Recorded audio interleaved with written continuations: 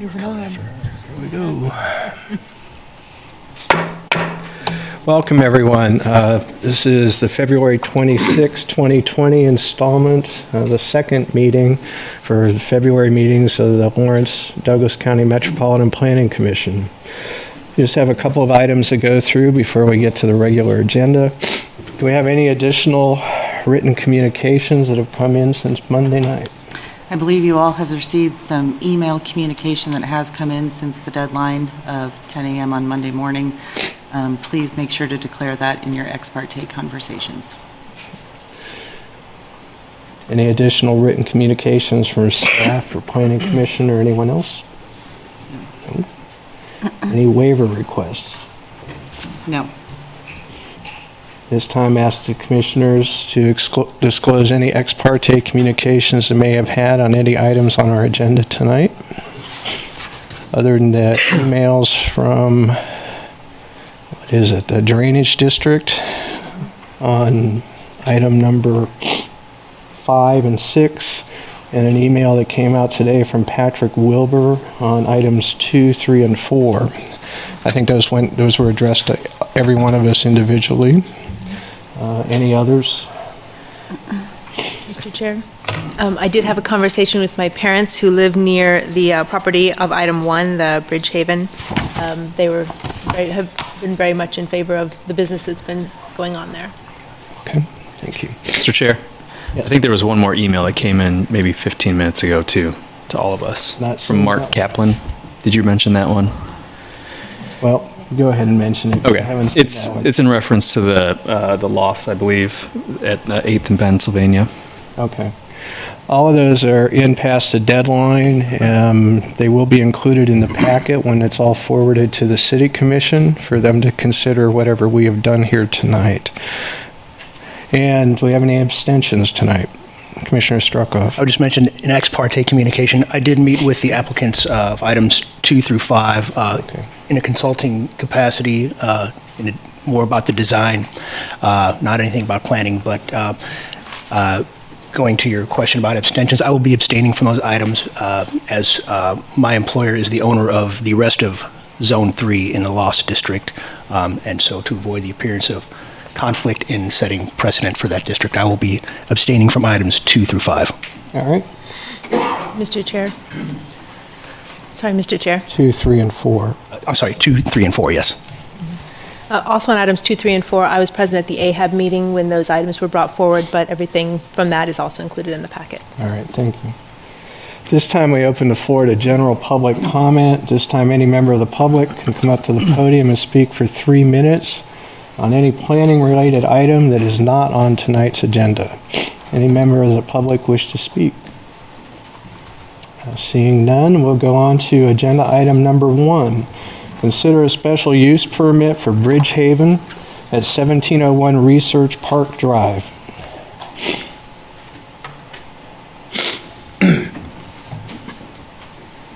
Good evening, Commissioners. My name is Becky Pepper, a planner with the Planning Department.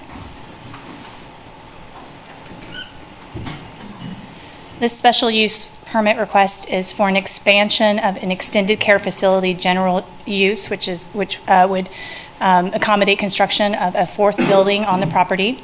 The development provides care for individuals suffering from Alzheimer's disease in a residential setting. Pardon me.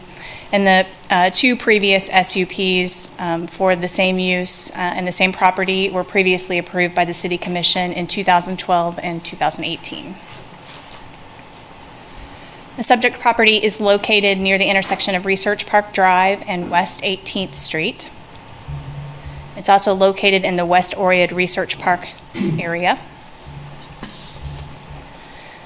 The property and the properties to the north, east, and south are zoned industrial business park, and then there is residential zoning to the south and to the west. So likewise, the area is developed with residential development to the west and the south. The properties immediately to the north, east, and south are undeveloped, but in the area there are research facilities, a bank, some medical care facilities, and offices. Now, this is a copy of the site plan associated with the special use permit request. The buildings that are the pale yellow indicate the 3 existing structures that have been constructed. This request would facilitate construction of Building D, which would be located in the southwest corner of the property. The parking areas to the south and to the north, as well as the existing accesses, those are all have been constructed and exist on site. The proposal also includes a drainage facility that would be located on the southwest corner. This is an existing drainage area, but this would also include an expansion of this drainage facility. And our stormwater engineer is here today, so if you have questions later regarding any drainage issues, he's available to help answer those. The buildings consist of 1 story, which have a residential architectural style, which is very compatible with the residential development to the west. This new building would be a mirror of the existing development. So the findings of fact are provided in full detail in the staff report. And staff did find that the SUP request conforms with these with the golden factors. And with that, staff recommends approval of the special use permit for an extended care facility general use and forwarding the request to the City Commission for their approval. And I'll stand for any questions. Thank you, Becky. Any questions for Becky? Okay, thank you. Is the applicant present?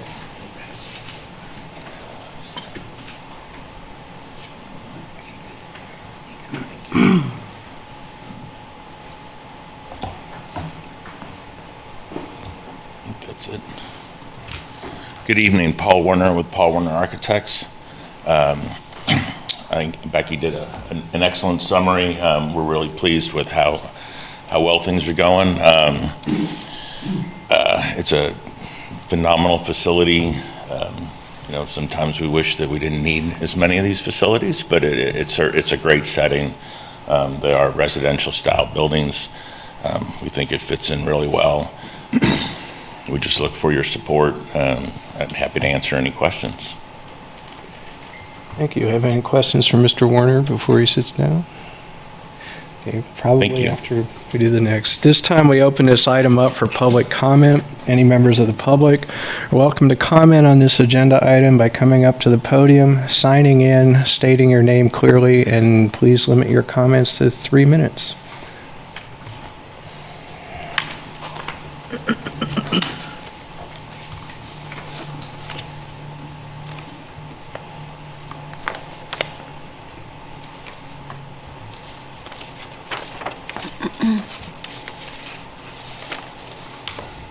Good evening.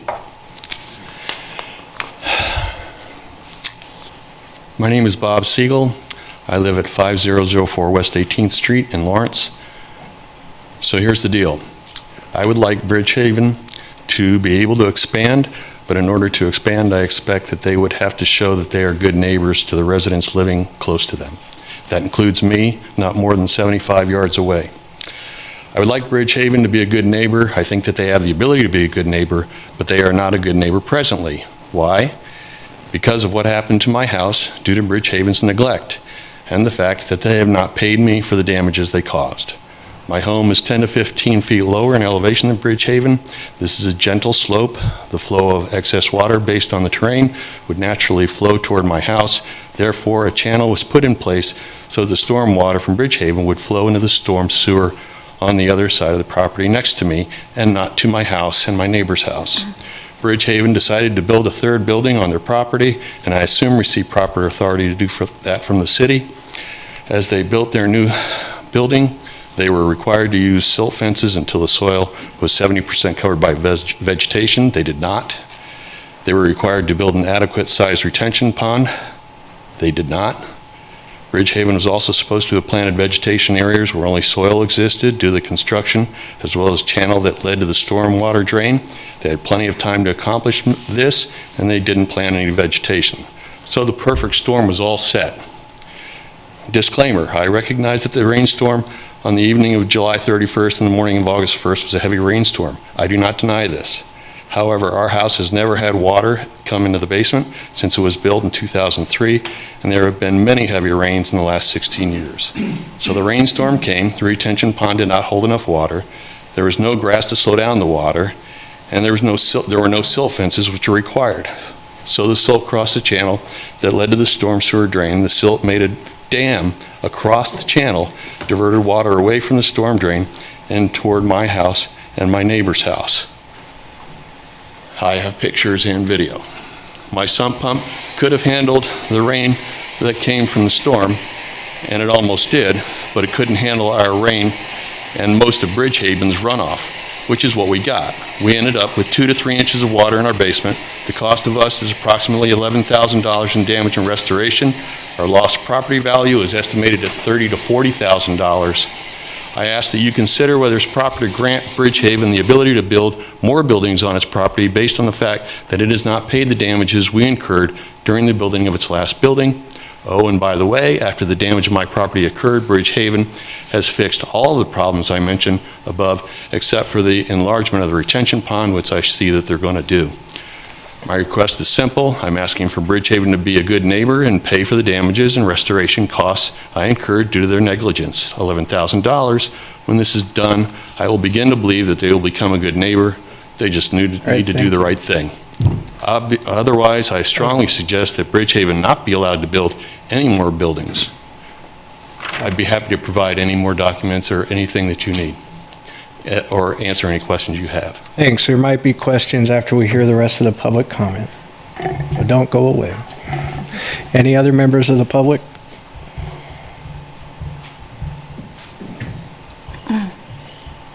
Not seeing any, we'll bring it back up to the commission.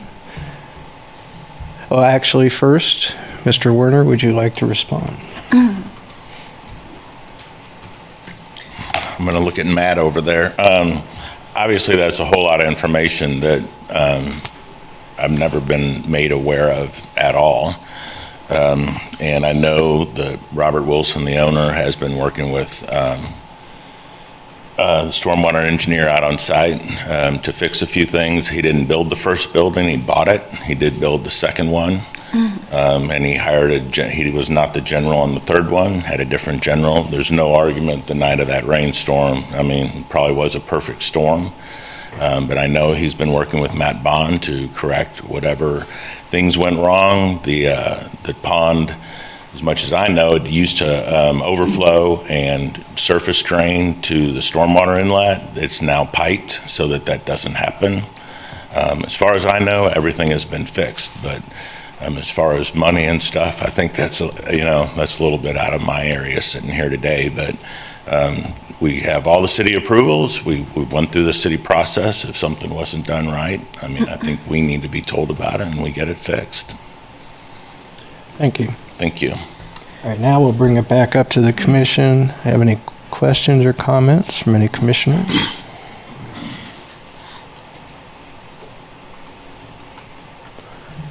Mr. Bond, could you come up to the podium?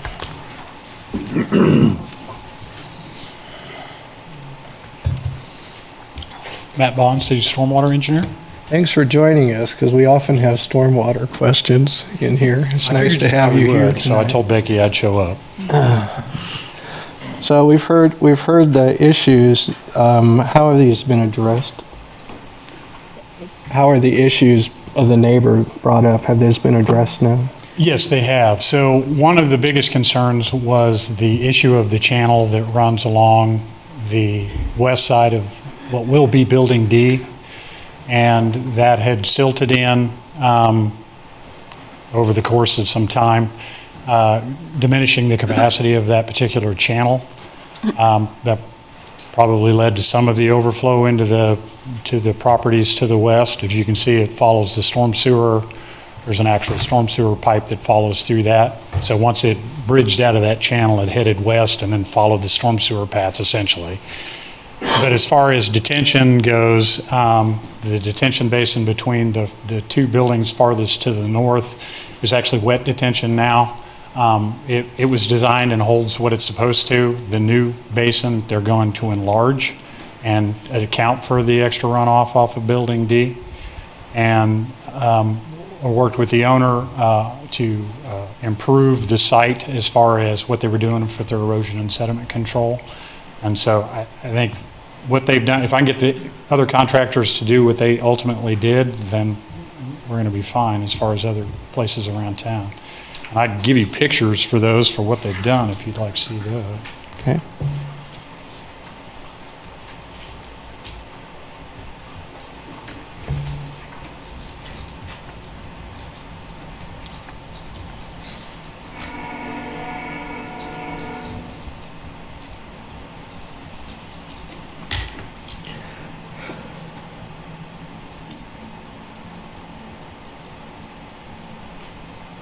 So this is what it looks like as of February 18th, and I have more recent pictures. I couldn't find them right off the top of my head on the way over here, but this is looking southwest.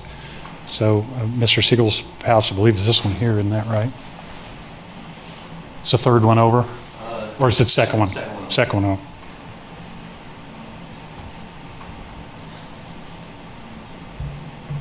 This is the inlet, so the berm is up higher. They've got erosion wattles in front of it. There's an inlet on the north side that's been cut, and the existing the second detention basin is actually piped straight into it. So they've got a rock over the top of it to kind of beautify the outfall, but it goes from there straight into that curb inlet or area inlet. Just more close-up pictures, and then I'll rotate here and then back to the north. So this is the channel that had some impairment the day that I walked the property with Mr. Siegel. And then, of course, it was denuded at the time I walked it. This has all been new erosion control, and all the vegetation's come up. This is looking back to the east along the south property line. Once again, back to the north. Try not to make you sick as I flip through pictures here.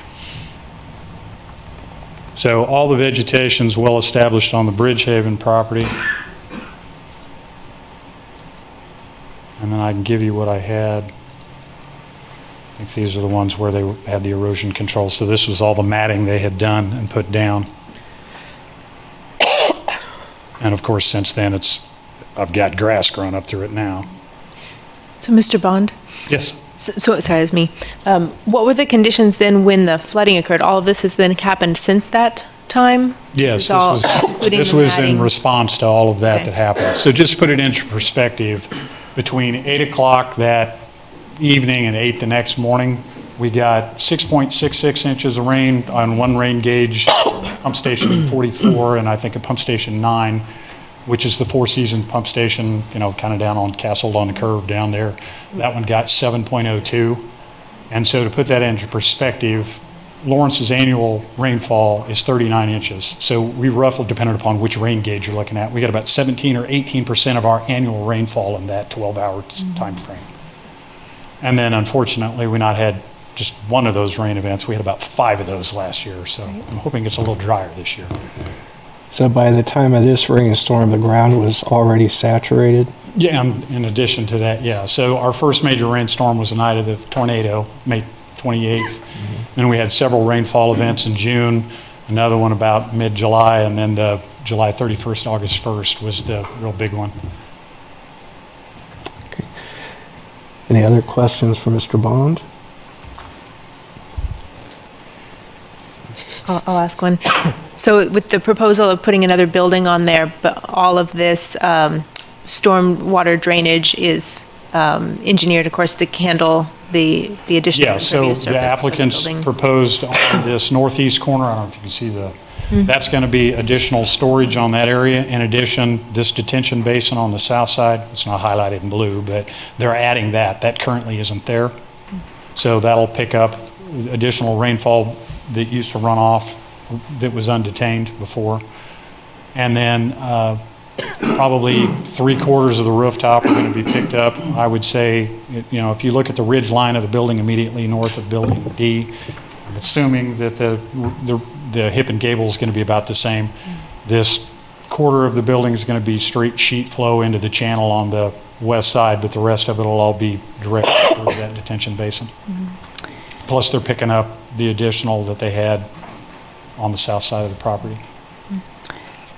quick question. So, given the severity of the rainstorm last year, I mean, are the new engineering specs sort of designed for the greater rainfall Yeah, we're so going to expect in the in future? fact, we actually upgraded those in 2015 to account for more intense rainstorms. So when the 96 master plan, or 96 stormwater management criteria was in, we had a little lower rainfall amounts in those tables.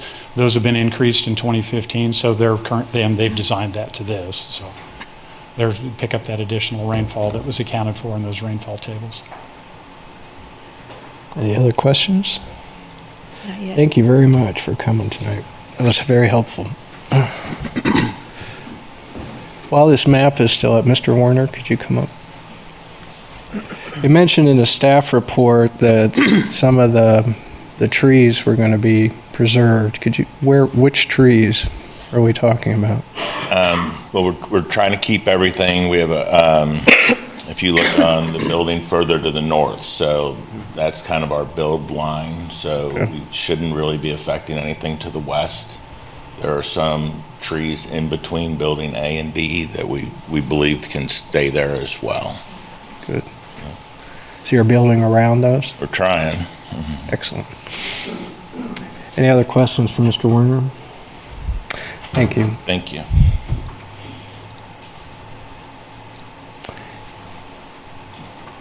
Any other comments or questions from any commissioners?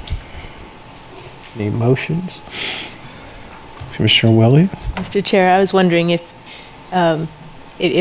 there's any, who would like to comment on the comment that Mr. Siegel had about wanting to be compensated? Is there currently litigation? I mean, I don't think that probably has any bearing on what we're allowed to consider up here, but it might be worth. Well, I'll give it a stab. That's something that is way beyond our purview, as you knew when you came in here tonight. But those are usually items between property owners that have to be resolved between the property owners or in the courts if they aren't worked out. We have to work with the best information that we have presented to us, and this time the city has been working closely on this, and we have the stormwater engineer here tonight. So the hope is that this won't occur again. You know, I'm sorry for what happened. I know that rainstorm, our backyard was one big lake, which it hasn't been before. We lost trees, it drowned in those rains. That's how bad it was this last summer, so in the city. So I do feel for you, because we had things happen too, and I'm sure people here in town had water where water didn't come before. I know we've seen a lot of that. So I would hope that you'd be able to work something out with the property owner amicably, but if not, none of us can give you any advice, but you should seek counsel of your own as to what your options are. Okay, with that said, do we have a motion? Not yet. I have just one more All right. comment, and it goes back to my ex parte communication. My folks do live in the neighborhood, not close enough to have had any drainage issues or that associated with it, but have been just thrilled with the property owner as an owner, as a neighbor, and with the mission that they're doing there. So just throwing that out. Mr. Stiegel, can I ask him a question? Mm-hmm. Did you have an opportunity to speak with Bridgehaven or anybody from that entity? Mr. Wilson, I spoke with them. I'm going to ask you to come. Yes, sir. Yeah. I spoke with Mr. Wilson, and he sent me basically to his insurance company, and his insurance company sent out an investigator, and their investigator, I walked them through the entire process that I've just shown you, but walked them through it, so it was a couple hours worth, along with going through my basement. Just to let you know, there was only one other house, and that's the one that's right next to me, that had any water in the basement. Everybody else got 6 inches or 7 inches of rain too in that area, and nobody's basement was flooded. So anyway, the inspector, who works for an insurance company, and the insurance company doesn't want to give money away, and this is an easy way not to give money away because it's rain. I mean, So they said, no, your claim is no good. And same thing that my insurance company did, which was, I guess I shouldn't name the name of who it is, but they came back with the same thing. Oh, it was heavy rain. And I said, look at all this stuff that they did wrong. I would like you to go after Bridgehaven and get the money from them to protect me. That's what an insurance company should do. Nothing. And I took it up the chain of Liberty Mutual. And so if you have Liberty Mutual. Well, Mr. Stiegel, I do appreciate you coming today, and I think Mr. Carpenter had wise words that you've probably already heard. And what I'd like to have happen, and the easiest thing to have happen, is just to have Bridgehaven come forward and pay the bill.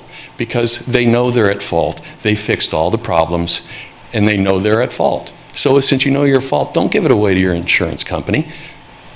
Just give me the money, and I'll I had a father who had Alzheimer's and was in one of these facilities. I would like the rest of that lot that's next to them to the south. I would like them to have the rest of that lot too, if we could make that happen. Because what's going in on that property, we don't like. But anyway.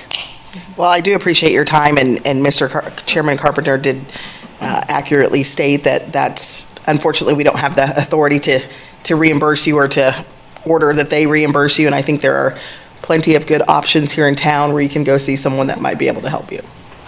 Thank you. Sorry, sir. Any other comments?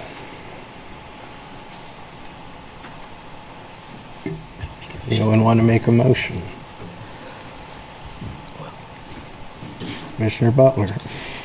I move that we recommend approval of the extended care facility general use located at 1701 Research Park Drive and forward the request to the City Commission with recommendation for approval. A motion, have a second by Commissioner Willie. Any further discussion on the motion? Seeing none, all those in favor? Passes 9-0.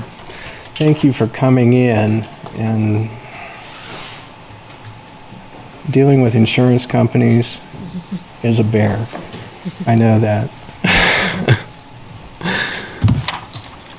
All right, item number 2. So we're going to lose Commissioner Struckoff for a little while. I think item number 2 and 3 probably get the presentations together. Consider approving a request to rezone approximately .53 acres located at 800 Pennsylvania, and a request for special use permits related to that same property.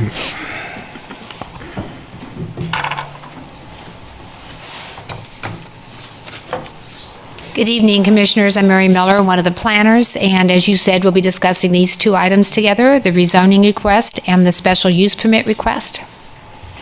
The property's address is 800 Pennsylvania Street. It's actually 5 undeveloped lots.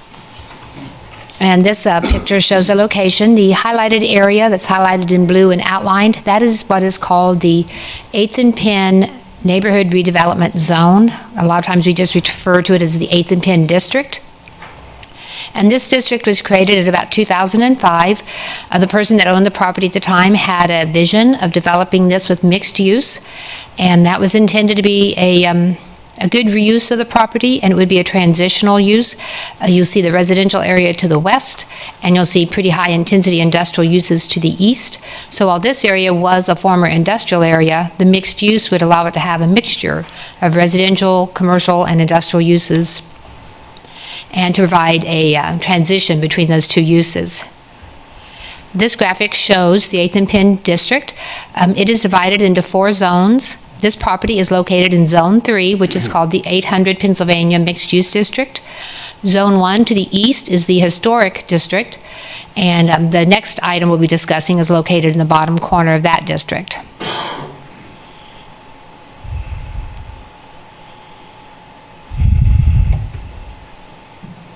The proposed development is for a 52,116 square foot building, and this will house 54 dwelling units, as well as about 4,581 square feet of retail uses.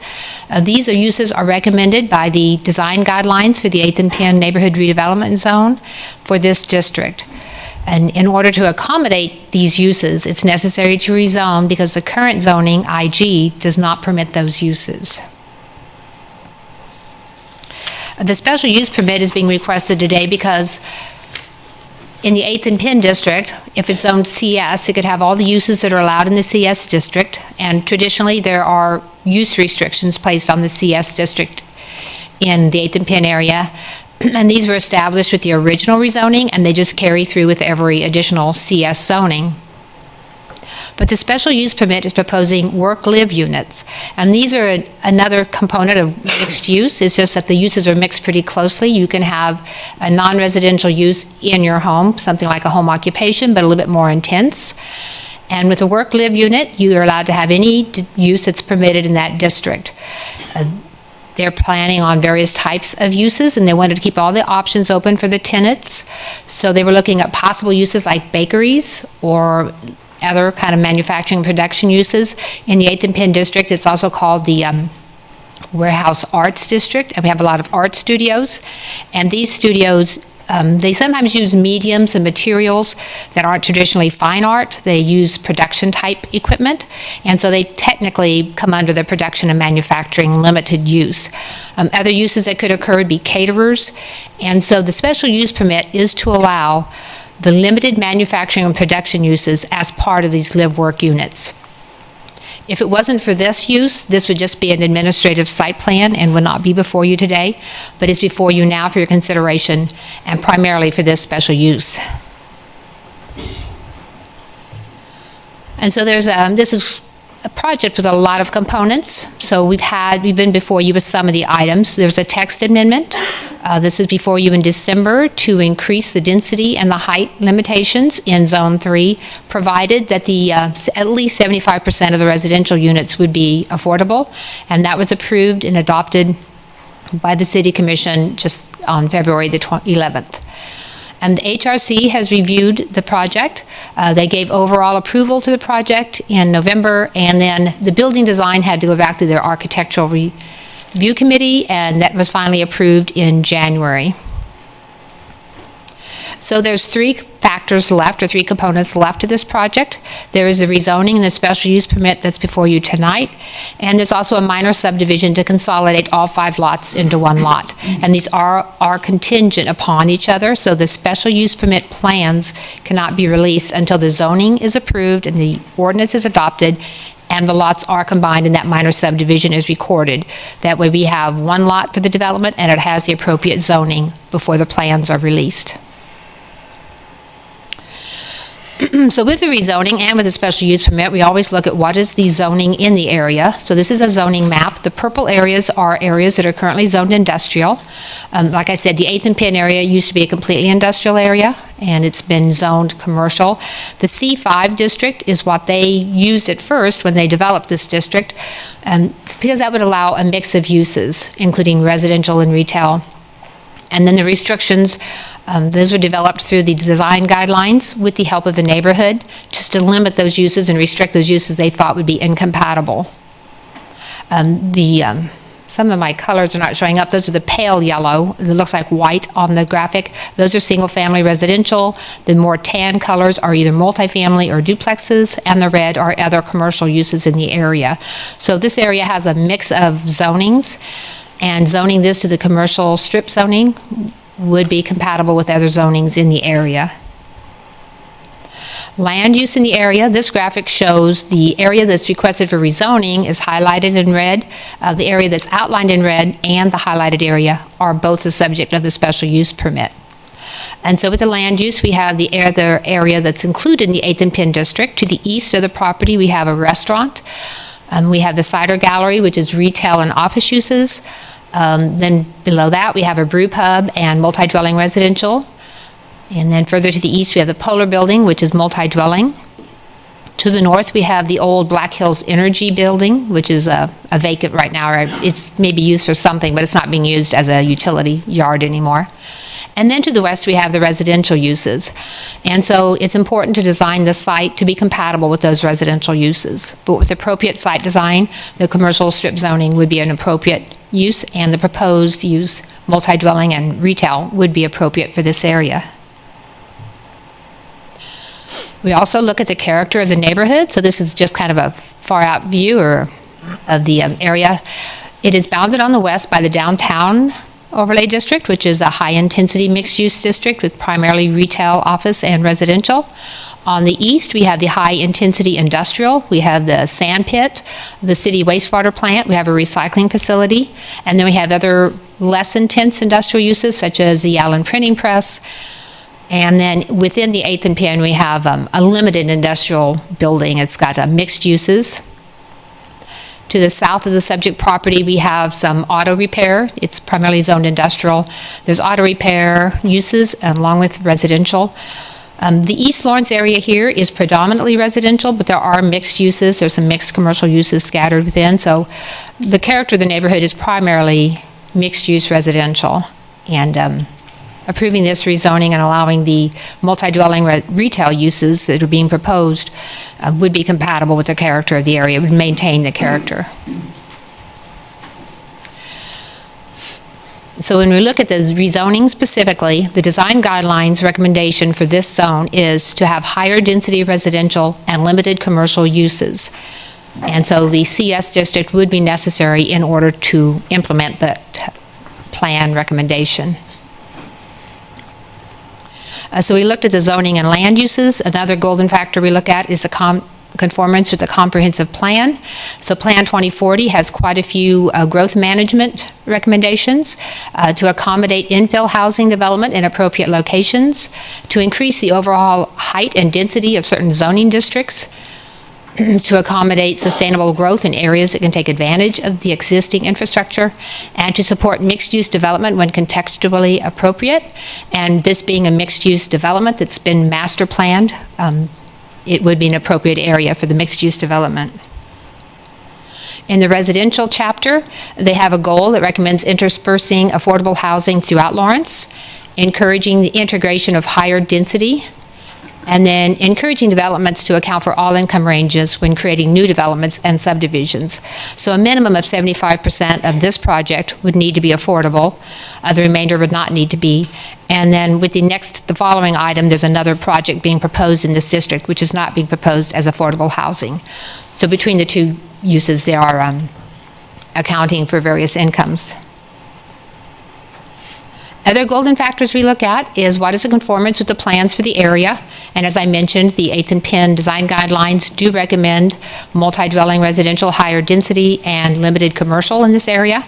What is the suitability of the property to the uses that it's restricted to with the current zoning? With IG zoning, it allows our most intense industrial uses. We have 4 small lots that are in the IG district that are the subject of this rezoning request. And most of the industrial uses would require larger lots.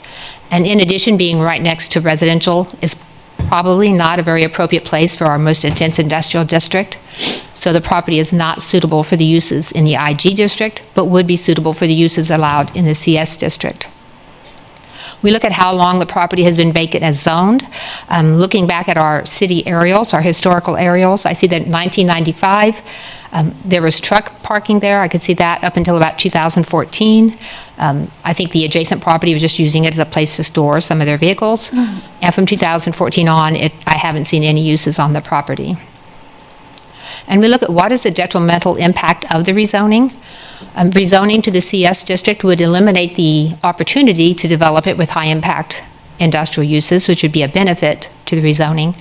And if the project is designed in compliance with the design guidelines and configured to minimize any impact on the neighboring residential, there should be no detrimental impact. It could be a positive impact just because we're eliminating the possibility of industrial uses in this area. And so the gain to public health, welfare, we always look at would we gain something if we denied the application. If we approve the application, the additional residential uses here would help the area get that mass residential density that mixed-use districts need in order to survive. It would help provide that transitional area by putting residential here rather than allowing the industrial uses. And so there would be no gain to the public health and welfare by denying this rezoning request. So staff recommends approval of the rezoning request to rezone the district from IG-UC, which is in general industrial with urban conservation overlay, to the CS-UC, or commercial strip with the urban conservation overlay. It's based on the findings in the staff report and subject to the conditions, and those conditions are those restrictions of uses which have been applied to CS since this district was developed. And so I'll move over to the special use permit now. So the special use permit application is requesting that they be allowed to use the manufacturing and production limited use in their work-live units. And in the staff report, I provided the definition of this use. It is defined as a use that is compatible with commercial and residential uses due to the fact that there are no negative impacts expected with this use. It's usually using smaller scale tools, few employees, and so it's seen as being compatible. This is a kind of the layout of the property. On this graphic, north is to the east. And so that would be 8th Street. Pennsylvania Street is along the bottom. And the buildings are being planned to be pulled up to the streets. They're along Pennsylvania and 8th Street, and they'll be separated from the residences by that parking lot at the top of the graphic. And they're planting trees in the parking lot islands, and there'll be a 6-foot wooden security fence. So these are measures taken to provide some separation between the building and the residences next door.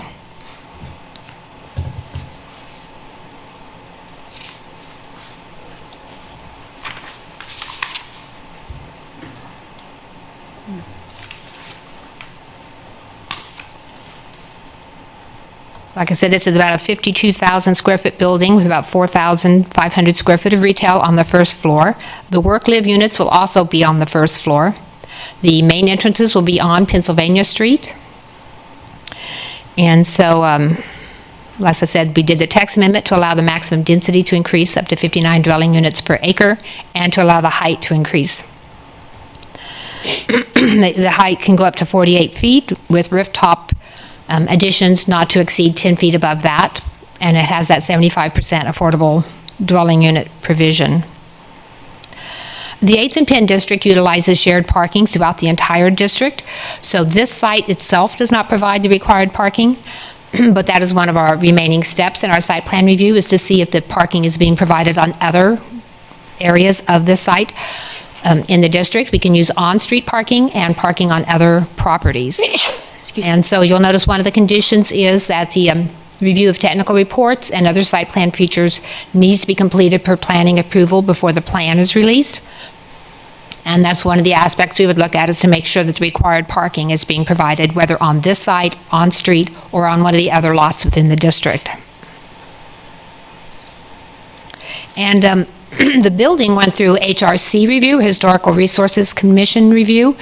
And our design guidelines, some of their criteria were that the building not have a massing that was more compatible with the neighbors. Scale and mass are things that they use. And so, excuse me, the building was articulated to give the image of different buildings, not just one solid mass. And the property on the north, which will be on the right side of this graphic, this is the 4-story portion over into this glassed area in the middle, which is intended to create kind of a separation between the two units. These are 4-story, and then this portion here is a 3-story portion. And these show the elevations of those. This is the 4-story portion along 8th Street, and then the 3-story residential portion to the south. This is a view of it from the side of Pennsylvania Street, which is what you'll see if you're in the 8th and Penn district, and this is a view from the rear, from the residential area. So different things we look at with special use permit, as well as with the zoning and land use that we just discussed, are services available to serve the property, and there are services in the area. They've submitted downstream sanitary sewer analysis and other studies that our municipal services and operations staff are reviewing to ensure that they're adequate. And so they would need to be finding that they have adequate services prior to the release of the plans. We need to check if there are adequate assurances of continuing maintenance, and so the site plan portion of this is that assurance. That is our enforcement document. Will it have any adverse impacts on the natural environment? Primarily, we're looking at that special use permit, that limited manufacturing and production, and as that use is not expected to have any negative external impacts, we wouldn't expect any adverse impacts on the natural environment. And then they have us look at, is it appropriate to put a time limit on this use? But as the whole 8th and Penn district is a mixed-use district, and including that limited manufacturing and production within this CS portion, it's just a little bit more continuation of that mixed use, so it doesn't seem appropriate to put a time limit on that, and we're not recommending one. We did receive some public comment, and that letter was in your packet, and I just wanted to make 2 points on that. One was the letter indicated we had variance requests, and there are no variances being requested. The text amendment revised the design guidelines, and so the development being proposed is compliant with the recommendations in the design guidelines. And then as I read the letter, I noticed they were concerned with the height of the building that was adjacent to the residences. So these are the 3 addresses that were listed at the bottom of the letter, marked in red. And this is just the plan overlaid to the aerial. So this is the area next to them. The yellow highlighted area is where it'll be 4 stories tall. And then just to the east of these, it'll be the 3-story. And then to the east of this property, it'll be the parking area. And so it will change the visual appearance of the area, but you won't have a 4-story building just next door to these residences. And we do have conditions that would apply to the special use permit. Number 1, the manufacturing and limited production use would only be allowed in the work-live units, not throughout the whole building. And building permits would be required for any change of use in these work-live units, and that's so that we can evaluate the use and make sure it does fit that definition of limited manufacturing and production. And our building code official noted that sometimes, depending on what your use is, you may need to make some changes to be compliant with the building code.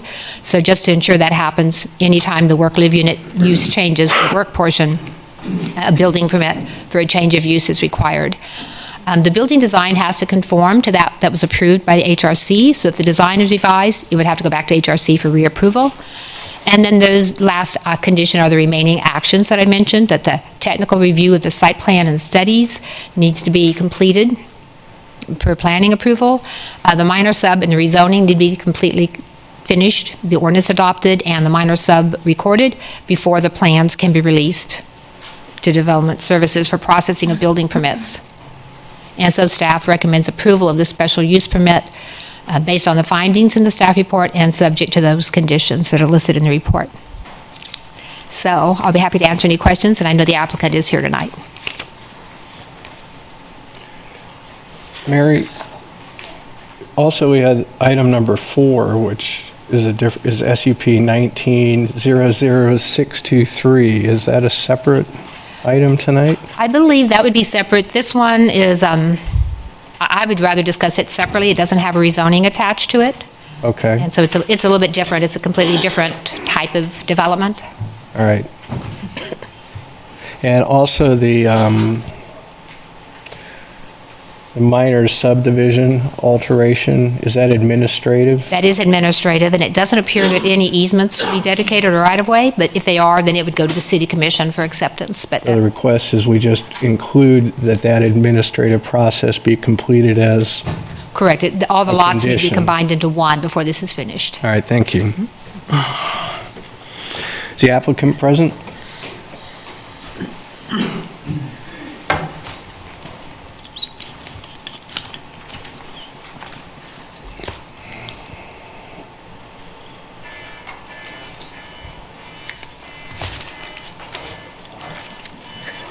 All right.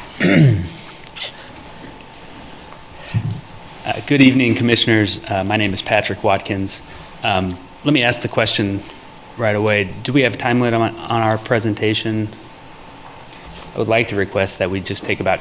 Is it 10 or is it 15? I believe it's 10 minutes per item, up to a maximum of 30 minutes. Okay. Don't worry. I hate to scare you all right off the bat. 20 minutes. My name is Patrick Watkins. I'm a local attorney. I am here with the developer, Tony Kresnick. With us also is Jeff Hall from H2B Architects and Darren Amon from Bartlett and West, the engineer. I'd like to thank Mary for covering a great deal of ground. It'll save us time, and they've been very thorough in their report. I'd like to have Tony talk to you about his vision and what this project means and what he's done here, and then I'd like to follow up with a couple comments about the scope and the request tonight. Thank you very much. My name is Tony Kresnick. I'm the president and CEO of Flint Hills Holdings Group and Kresnick Investment Group. And I believe that many of you are familiar with this project. This project is actually 4 years in the making. We have made application to the Kansas Housing Resources Commission for a mixed income, mixed use development, I believe 3 or 4 times now. And I too would like to thank Mary, her staff. This project we had hoped would have been before you months and months ago. We've worked diligently with city staff to design and redesign for the better part of a year. So from every aspect of this, community input, stakeholder, tenant input, working with the design guidelines, we believe that we've adequately co-authored what this development looks like. I'm not sure exactly why I did this the other day, and I'll jump into the presentation here in a second, but I went back through and I looked at how many different renditions of pro formas that we have done, and we've done over 100 pro formas for this project. The project originally in 2017, when we received a resolution of support from the city, was a 69-unit development. At that time, I believe it was 4 stories tall all the way across. Investors and syndicators had asked us to see if there was a way to get it 5 stories tall with the waiting list that we have in the area, whether or not that's for the live-work space for entrepreneurs and artists, or the affordable housing, market rate housing, you name it. We've got need in the area, as you all probably know. But we understood that this would probably not be a good opportunity for a variance, nor a building that was taller than the Polar Lofts, which is the staple in the Warehouse Arts District, formerly known as the East Lawrence Industrial Historical District. And that's why you see what we have, again, co-authored with city staff, again, for the better part of a year. I did start working on this project back, I believe, in 2013, 2014, compiling the lots, and although, you know, we've done as good of a job as we can, at the time when I took it over, it was a junkyard. There was random trucks. I believe that there was, you know, old fencing, drug paraphernalia, needles, beer bottles, broken beer bottles. We did as good of a job cleaning it up as we could have.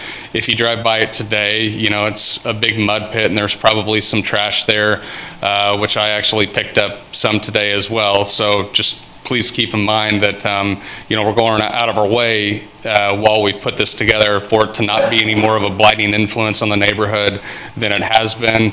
But obviously, you can only do so much. So I'll jump into the presentation here, Penn Street Lofts, and I'm going to briefly go over the economics at the end. If anybody wants to ask questions about the economics, I'm happy to answer them. But since we are talking about planning, I'm going to focus on that as much as possible. Penn Street Lofts is in the Warehouse Arts District, and I wanted to give you a kind of a brief overview of where I started and how long ago. So about 7 years ago, I was shown the Polar Mercantile Exchange building, which is now known as the Polar Lofts, which has won multiple national awards, not only for historic preservation, but also for affordable housing. And I think it's important to note that the Polar Lofts, as well as all of the buildings in this area, were vacant. With the exception, there was partial occupancy here in this industrial building that is address is 720 East 9th Street. And all of these buildings were vacant, blighted industrial buildings. The Polar Lofts, for example, had experienced 2 different fires on, you know, demolition radar, as well as a cider gallery, because again of the obsolete nature of multi-story and industrial buildings. And so we started with the Polar Lofts, and as you can see, this has a 57 kilowatt solar array on the roof, and we leased up the project literally in 11 hours, priding ourselves on setting what we were told was a national record for a mixed income, mixed use development. We then moved on to the Cider Gallery, which ended up winning the 2014 National Historic Development of the Year Award, which focused on a high-end art gallery showcasing local artist events on the first floor, and then an entrepreneur hub, commonly known as a co-working space, on the floors up above. We moved on to pick up on the waiting list for the Lofts project. It too leased up, both properties today, depending on the seasonality and, turnover from a move in, move out standpoint, average well over 90% occupancy, which is why we are looking to pick up on another mixed use, mixed income development. And when I say mixed income, what I mean is that there's rent restricted units as well as market rate units. The mixed use component is that there's commercial aspect to it as well, in addition to the live work units for entrepreneurs, artists, small business owners alike. We worked with Adam Williams, Matt Williams and their group on Lawrence Beer Company. We successfully sold that building to them.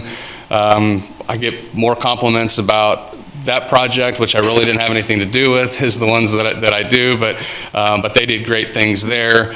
We ended up saving the old poultry building, which was essentially a chicken manufacturing plant in the late 1800s. Again, obsolete when we took over. In fact, as recent as 4 years ago, the north portion of the building actually still had the dirt floors. Since we were full, again, on another co-working project, we punched through and turned it into Class A co-working space.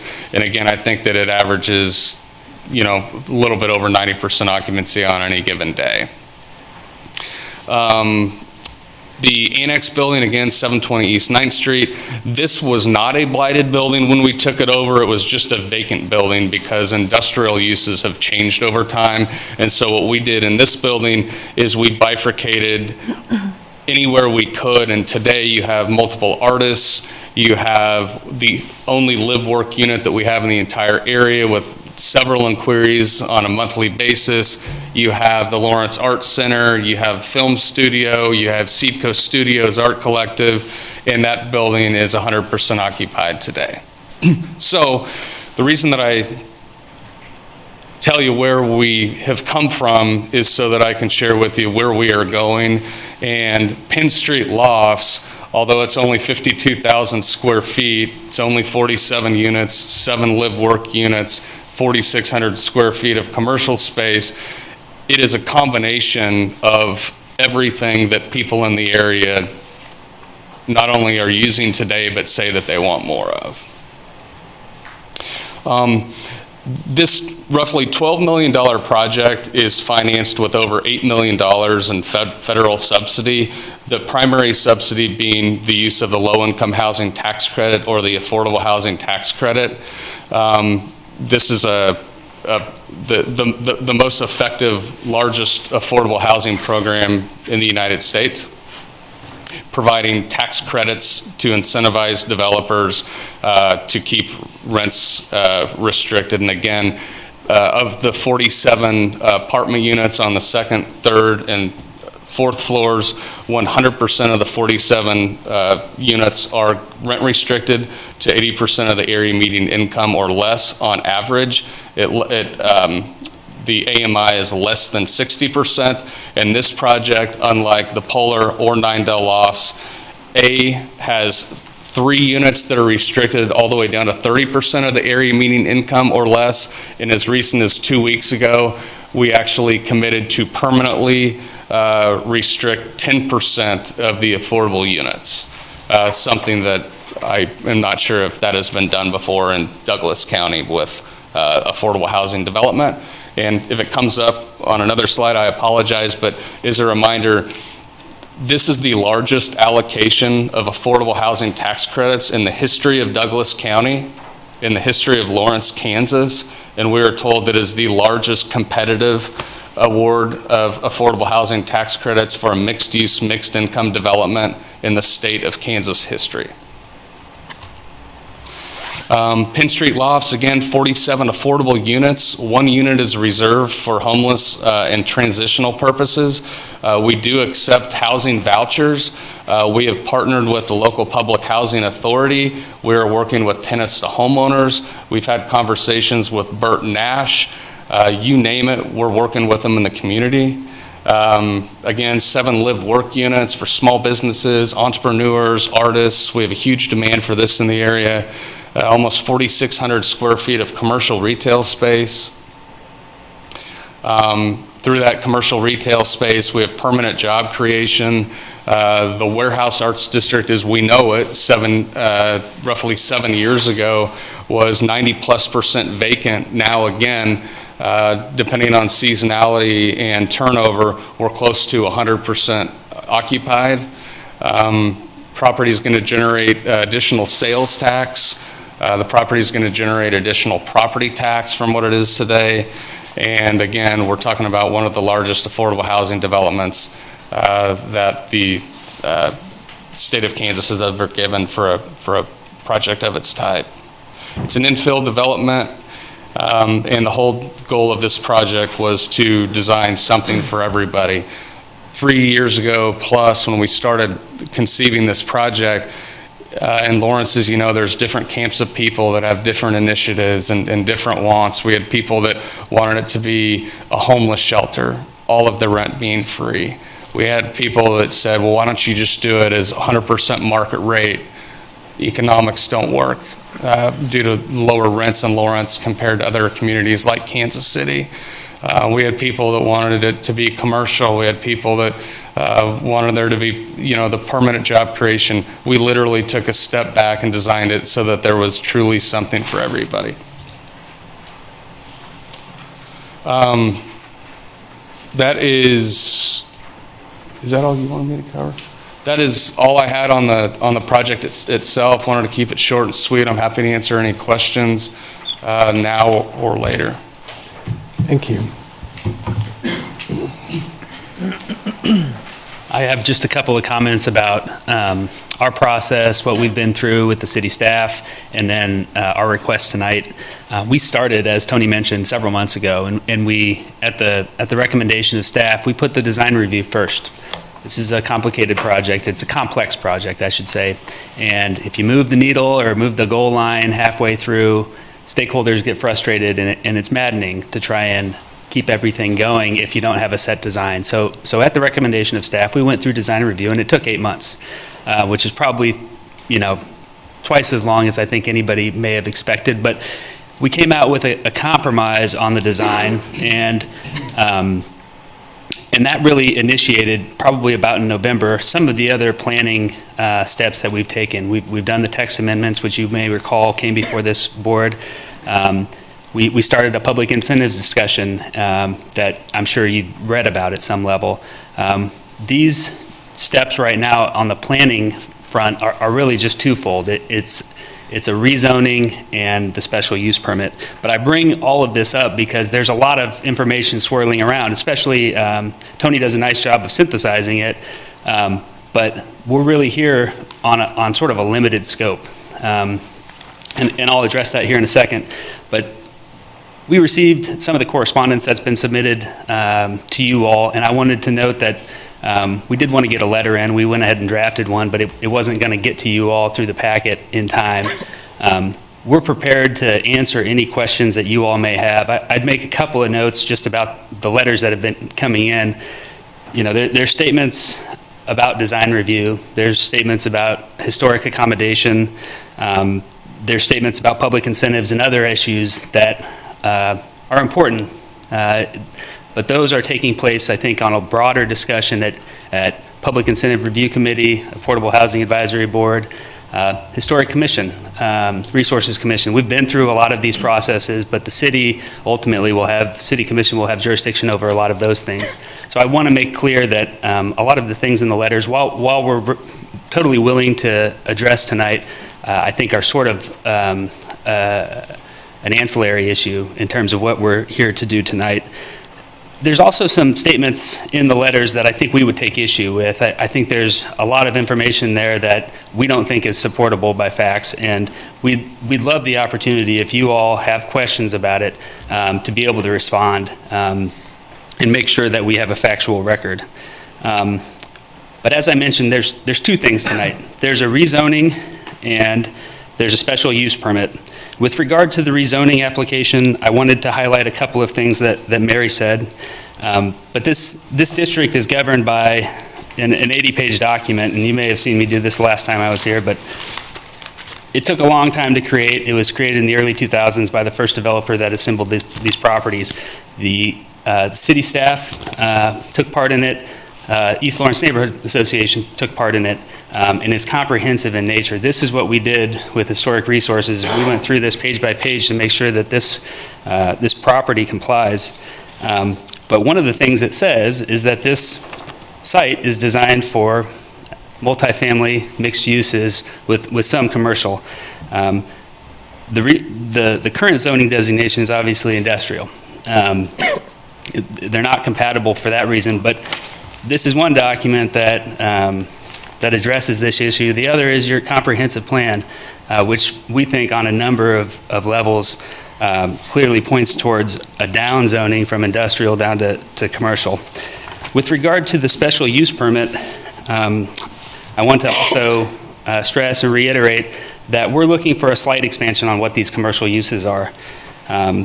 What we know is going to work and what we know there's a need for is artist spaces, custom jewelry, craft shops, carpentry, bakeries, ceramic studios. These things would be allowed under this special use permit. They're not necessarily allowed under the commercial zoning designation. And that's what we're asking for. We're asking for a slight expansion on what the uses are because we know there's a demand for it. This area, known as the Warehouse Arts District, is really the envy of a lot of communities. We think that granting a special use permit for these expanded uses is just the sort of thing that this planning commission and the planning code is designed to allow. We think there's great reason for that and the rezoning. As I mentioned, we're interested in the fair hearing. If you all have any questions about the factual elements of this, we'd love the opportunity to respond to any statements and answer your questions. Thank you. I'm sure there are going to be questions.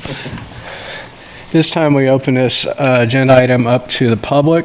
Any members of the public that wish to comment, please come up to the podium, sign in, clearly state your name, and please limit your comments to 3 minutes.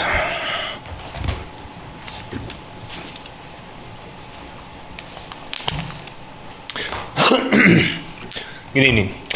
My name is Max Couch. I'm an attorney in town. I live in one of those houses that Ms. Miller pointed out in part of her presentation, and I do appreciate that that visual there. I think I had figured that out in the course of my research. But you know, there's a couple things. I also appreciate what Patrick said about limiting what we are talking about tonight, because the scope of what you do is, I totally agree, is less than what the whole scope of this project is. So I just wanted to point out a couple things. Number one, the presentation so far I think have given short shrift to the actual nature of this neighborhood. The residential character is just critically important. That is, it is. I even believe that Ms. Miller referred to it as predominantly residential and some mixed use. You know, I have to emphasize the residential nature. You know, there's young families, you know, people walking their dogs. I mean, it is not contemplated by the people who live there as any sort of industrial area. It's a residential area. You know, we went through some golden factors, and I've got them here, and I addressed some of them in the letter that I submitted. So I won't go into great detail, but I think the character of the neighborhood, what is the character of the neighborhood? And I think residential has to be the strongest consideration. Another thing is, when I was notified of this meeting back in January, the time that today was to take place after there had been discussions and presumably approval by the City Commission and the County Commission and even the school board. We're all supposed to weigh in and presumably approve the incentives package, and you're not on the incentives package, and that's not what I'm talking about. What I am talking about is Ms. Miller also brought up there were some other things that still have to happen related to the services and analyses that have to be conducted by the city. I'm very concerned about the infrastructure. My wife and I, Sierra and I, were just driving here, and there is a literal crater at the end of our alley. And so I know that the design has been set up so that there's a security fence and the parking and all that. Is that really what's going to happen? Are we in a too good to be true situation here? You know, as an attorney, it's really important to me to have actual documented evidence. We have what we have here are slides. I've read the technical report. I've read cost benefit analyses, but I have nothing to prove the assertions as far as demand, occupancy, any of those sorts of things. And so I guess I wish I had more evidence in order to consider that. So I have more comments that I could make. I submitted those in writing. I have an email address. Thank you very much for your time. There may very well be questions, so don't go away.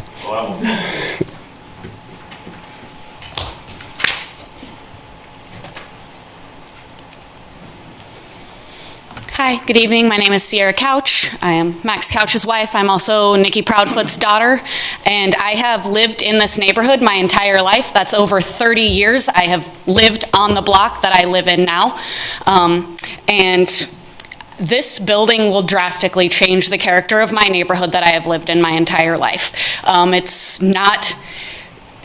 This mixed-use building is not what the residents of my neighborhood think of. When we think of my neighborhood, it's a residential neighborhood, first and foremost in our minds, and I think that this is an incredibly unreasonable size and scale for what is happening in my neighborhood now. Also, as Max said, I don't have a lot of confidence in, since my current neighborhood, we have giant potholes, we have sidewalks that aren't fixed. I mean, so my confidence in, everything to maintain is not high, and I don't think that this building is going to add anything to that.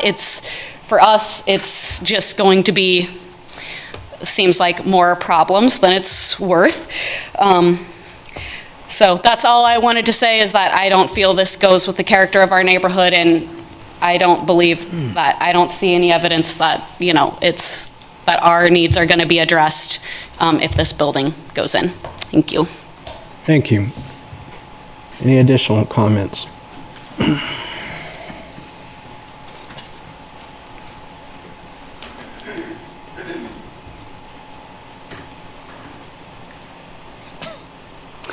Good evening. My name is Megan Moriarty. I live at 806 New Jersey Street, so I believe I'm one of your neighbors. Hi. With respect to the limited scope of this hearing, I just wanted to ask for some clarification regarding the assessment that there were going to be no negative effects. Sierra and Max brought up some of the infrastructure concerns and parking concerns. I drive over that crater every morning on my way to work, and I have some concerns about the amount of traffic that would be added by this plan and whether or not our neighborhood can support that. I would also echo their comments about this not being necessarily within the character of the neighborhood. I think I'm more concerned about the size of the building than the idea that there would be mixed use and multifamily. So thank you. Thank you. Any other members of the public that wish to comment?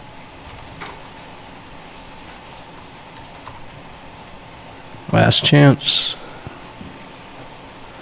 All right, seeing none, we'll bring it back up to the commission.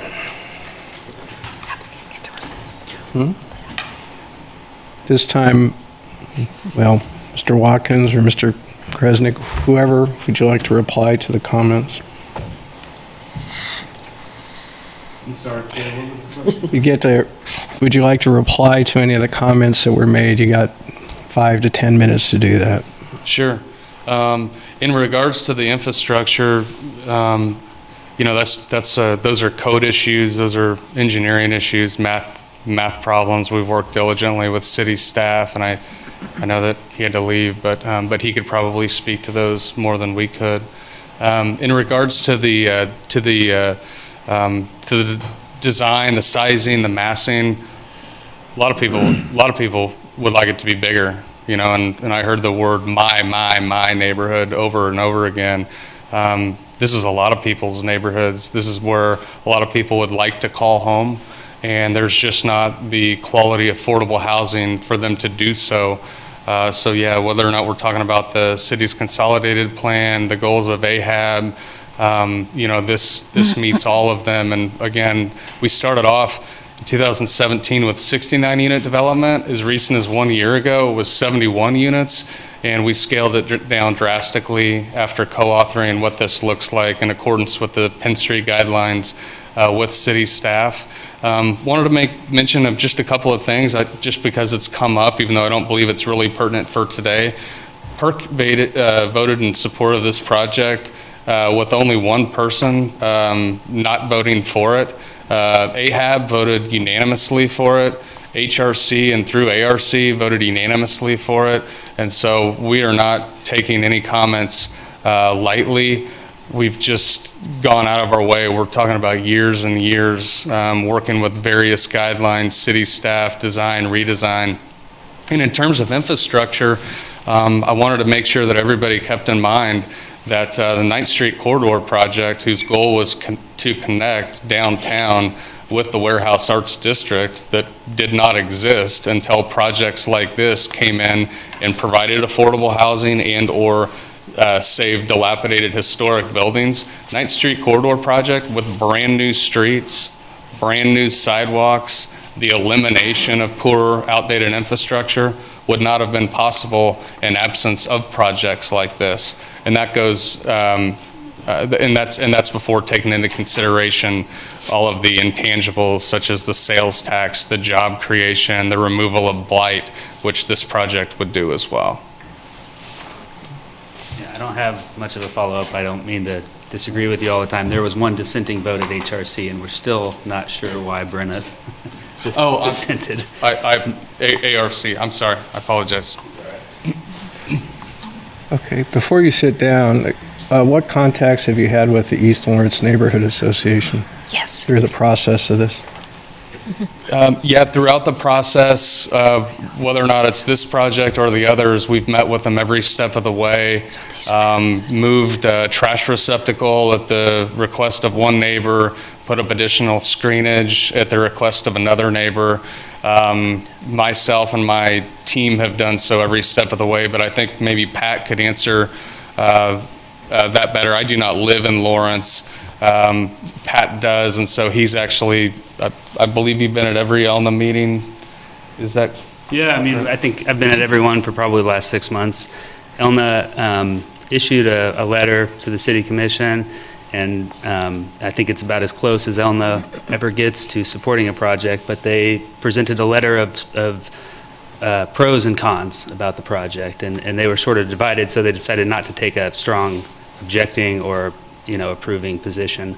But they're fully aware of it. They've been briefed on it probably 5 or 6 times over the last 8 months. All right, thank you. And yeah. And if I can add one other item, I think that might help answer a question that came up earlier in terms of the gift that this is to the community, being the largest in city and county history. Other communities such as Salina, Kansas, where we're underway with a very similar project, the preservation of the historic Lee buildings into mixed income, mixed use development.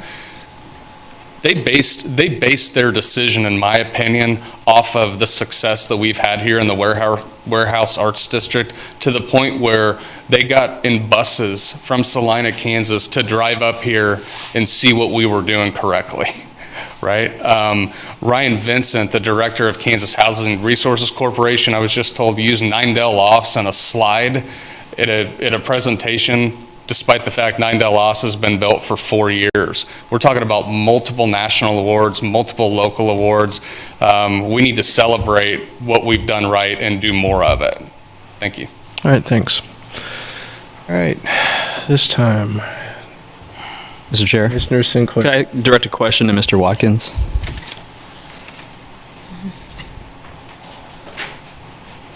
So you've heard the comments of the couches and then Ms. Moriarty about the character of the neighborhood and the compatibility.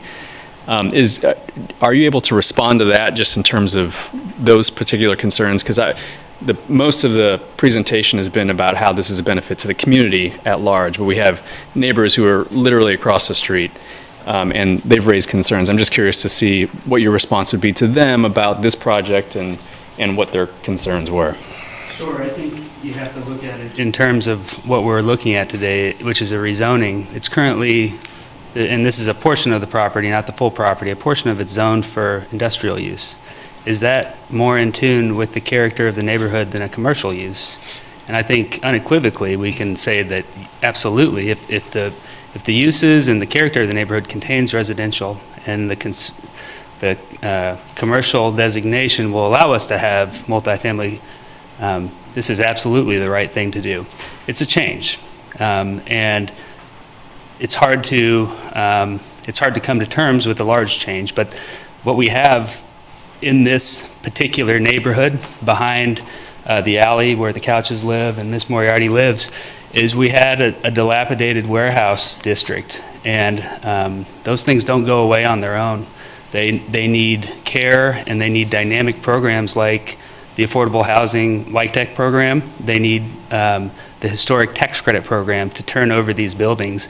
And so I would say that one of the characteristics of this neighborhood is that we have a warehouse district that's gone through a remarkable change, and that's become a component of the neighborhood. I think most people, and I don't want to speak for other people here, but I think most people would feel very comfortable saying that they like the changes that have occurred behind them, those folks on New Jersey Street. So I think you need to look at it in terms of the rezoning application. Industrial uses, you see them not too far away. There's a sand pit. There's very serious industrial uses that I don't think anybody would be in favor of using, and this is a down zoning to get away from that, in my opinion. Commissioner Butler. Mary, can you tell me, and I was trying not to page through and Google too much, but the general industrial use that it is currently zoned for, can you tell me where I can find what all fits in that category? It's in Article 4 of the Development Code. There's the permitted use table. And so the IG district, you'll look through it. It permits very little residential, maybe no residential, very little commercial, and almost all the industrial. So it'll includes light industrial as well as our most TINS industrial. But in the permitted use table, it'll just list everything that is permitted. Could I ask a follow-up question to that? Sure. Mary? What does the Urban Conservation Overlay District eliminate any of the uses that are in the use table for the IG district? No, only the zoning does. And so the commercial strip, everything in this district has basically been rezoned to commercial strip as it developed, or the Polar Building rezoned to RM32 because it was strictly residential. But when things rezoned to the commercial strip, that's when the use restrictions were applied. And so we're just using those same use restrictions that were adopted when the district was initially set up. But so now someone could go, granted it's been vacant for an extended period of time, but someone could go in and put a use on that property that is listed under IG on the use table as permitted. It's listed as permitted. They could make the request, and if it met all the requirements, we do look at compatibility when we look at site plans, but usually we ask them, how are you going to make it compatible? Are you going to put in landscaping or screening? So we seldom, usually if a use is permitted in the district and you can accommodate it and meet the code, and then you provide us some screening or buffering to help with the compatibility, you'd be allowed that use. Okay. It's one of those uses, a gas station or a drive-through restaurant. I don't believe drive-through restaurants are allowed in the IG district, and I don't know about gas and fuel sales. I think Amy's looking. I'm just thinking about what kind of lights could actually be across the street with industrial uses, or what type of noise could end up across the street with an industrial use. You could have 24-hour-a-day manufacturing. Mm-hmm. Gas and fuel sales would be. And gas and fuel cells would be allowed, so you could have a gas station there. convenience store. I just have a brief question about the other things that need to be done after this meeting. So things like stormwater and traffic study, or is that included in? Right, the traffic study was submitted and it was okay. approved. And some of these studies have come in after the staff report was written, and so we are in the process. And so I don't think there's any issues with any of these being approved, or we wouldn't have moved forward, but we just have to wait until we actually get the final say from our engineers. And so if there do come up with any issues, they would have to make changes to accommodate them. So the project you're approving is to allow the limited manufacturing and also looking at the whole development as a whole. But the details, they'll have to be worked out before it actually gets released, or what we call final approval, because it's approved with conditions, and then when it's finally approved, it means the conditions have been met. Thank you. Mr. Couch, could you come up to the podium? Did you have a question? I think that the speaker represented what I think, and since I'm in the room, I think then I get a chance to perhaps respond to that. Well, given that we had the statement that we wanted a fair and open hearing by the applicant, what's your correction to their statement? Well, thanks. I appreciate that. First of all, I want to say that there is no question that what this developer has done as far as rehabbing the historical buildings has benefited the community. I mean, that's just objective, and that's a fact. Whether or not, since we're here on behalf of Sierra's mom, my mother-in-law, I'm not sure that it would be accurate, though, to say that she, quote-unquote, likes all of that has happened. So I want to throw that out there. The other thing I want to say is that how do we know that this is not going to be a blight situation when we have buildings that have been repaired, and we have now we have a mixed use that is. Let me just start over. We have a zoning conservation district, which is my understanding, this 2005 or 2006, right? And so the discussion here has been about whether or not it's zoned properly to handle a mixed-use development. But my understanding, and I think this is right, is that there is a use that is permitted as long as that zoning got changed to make a 32 mixed-use development be feasible. I just want everybody to consider the differences between what the community actually worked together when the stakeholders did develop that, and then have the changes that are contemplated in the character of that 32 unit zoning situation versus what we have here, which is, the 47 plus the 7, 54, whatever units we have, it certainly exceeds that. So I just wanted to make sure, and beyond that, last thing, the industrial zoning, we can talk about how, this is actually better because you don't know what kind of industrial use could come in there and then ruin the character of the neighborhood. But the fact is that has not happened. And so I think that it is speculative to suggest that would happen. Been around a long time, and since there were single-family homes that were demolished as part of trying to build the Haskell Loop, we now sit with these vacant lots. And so I just wonder, is the length of time that it's been vacant, is that truly relevant? And beyond that, would there really be industrial uses happening there when there, really never have? All So right, thanks. those are things I wanted to throw out. Mr. Watkins or Mr. Kriznik, one of you want to respond? Yeah, I was trying to follow that a little bit, and I do appreciate the compliment on the work that we've done over the last 7 years. But out of one side of our mouth, I think it'd be pretty difficult to say, well, for the length of time that this has been vacant, what are the odds of an industrial use coming along? When out of the other side of our mouth, we're celebrating how much has been done over 7 years. How long before I even knew about the Polar building being vacant, how long was the Polar building a blighting influence on the neighborhood? How quickly did that take place, right? The cider gallery. Next time you're in the cider gallery, look up, and when you see new boards mixed in with old boards when you're on the first floor, it's because the roof on the second floor caved down onto the first floor, which caved down into the basement. How long was that like that? And you want to talk about an industrial use. I'm not sure how familiar everybody is with the recent change in law in December of 2017 and the creation of qualified opportunity zones. This is in a QOZ. Okay, this is the epitome for a REIT to come in and do an industrial building. It's not going to happen because I own the land. I don't have an option. I'm not under contract. I own the land. I'm not going to do that to the community, especially when I own the vast majority of the 2-block area, commonly known as the Warehouse Arts District. But no, that's tough for me to accept. A lot of what we heard. One other thing before Max wanted to start over was he was talking about how do we know this isn't a blighting influence. We're making a $12 million investment with syndicators, tax credit investors involved. U.S. Bank is doing an $8 million construction bridge loan that's convert to $3.5 million loan. There's a 15-year standard compliance period for affordable housing. We signed up for an additional 15 years totaling 30.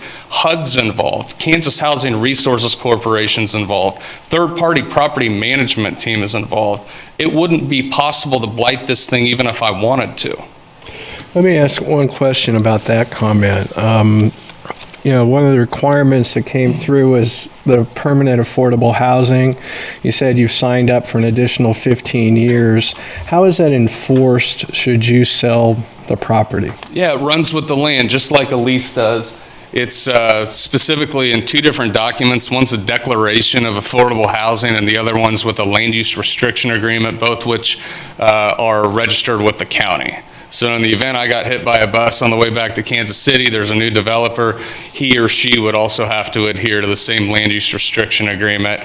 He or she would still have an agreement with Shannon Oury's group at the Public Housing Authority. Every single benefit, again, providing something for everybody that we have set forth here, the next person would have to adhere to as well. Are there differences in terms of lengths of time required by different funding mechanisms for affordability? Yeah, good question. So Section 42 of the tax code, which is known as the low-income housing tax credit, which was enacted in 1986 through the tax reform, has a standard 15-year compliance period. Each state, including Puerto Rico, is actually tasked with allocating their affordable housing tax credits. Wildly successful bipartisan public-private program.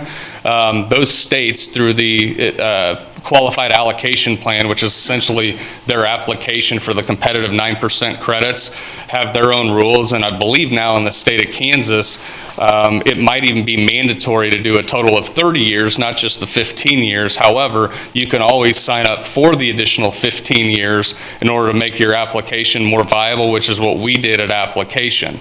So that's my answer to your question on the Section 42 program. In regards to the National Housing Trust Funds, those have a standard 30-year program.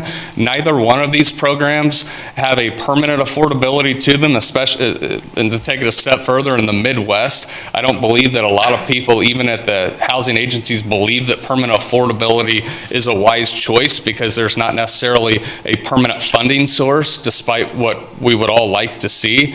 However, with that being said, we listened to the community, we listened to PERC, we listened to AHAP, and we did agree, even though we did not have to. The project was not awarded upon the merit of permanent affordability at the state of Kansas. We agreed to do so and restrict 10% of the units in perpetuity to affordability.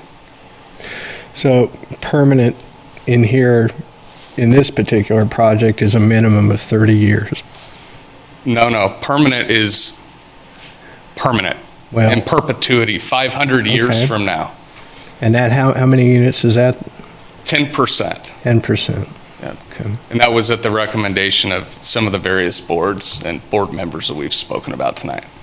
And we won't get into I'm not going to try to get into what AHAB and PERC have done. I'm just thinking about these, since you have the request for the special use permit, and that's the only thing that really, under our purview, that we have to look at the totality of the situation, which is why I'm asking some of these questions. Those units are not subject to the permanent affordability. Those are the live-work units. Okay.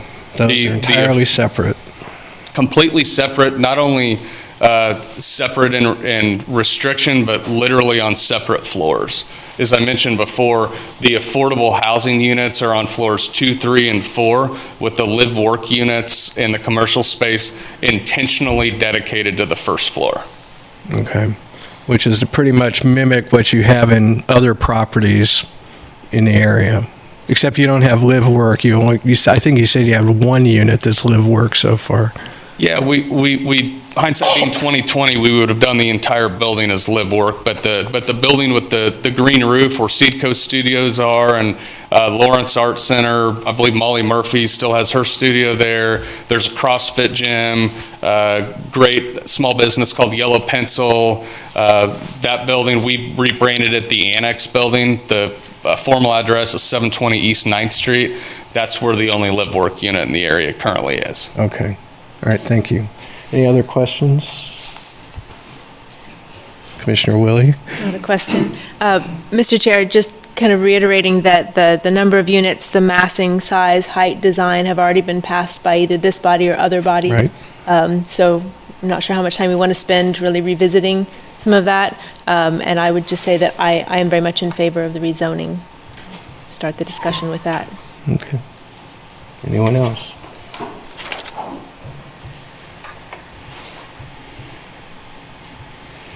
Well, the first item is the rezoning, so let's kind of hash that one out.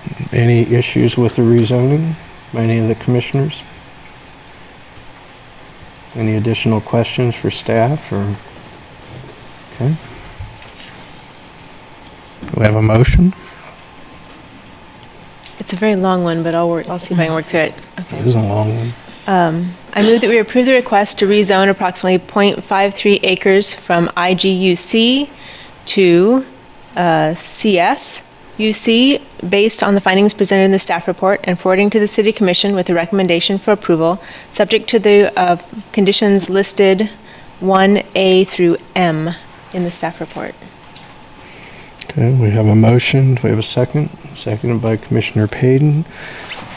Any further discussion or comments?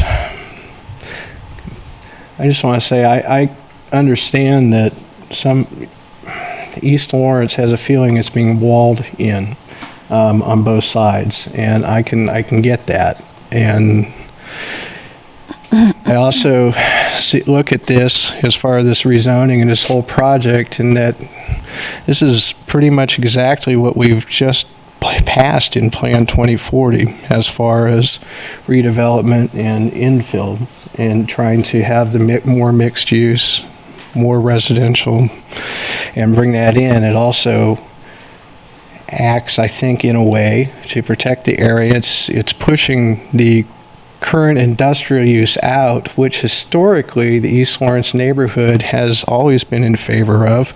Every time there's been an opportunity to rezone a property in this side of town, it's been done with conditional zoning for Decade Coffee and a couple of other places going on. It's always been to get rid of the light industrial category and change it to something else with conditions on it. And we currently have quite a few conditions on what can be done with this property, and those are incorporated in what we're doing to now. So I think it has met all those criteria, and as Commissioner Willie said, most of those have been approved before in the text amendment. They've been adopted by the City Commission, and basically we're just rezoning one little part of this project tonight to bring it in compliance with the rest of the block.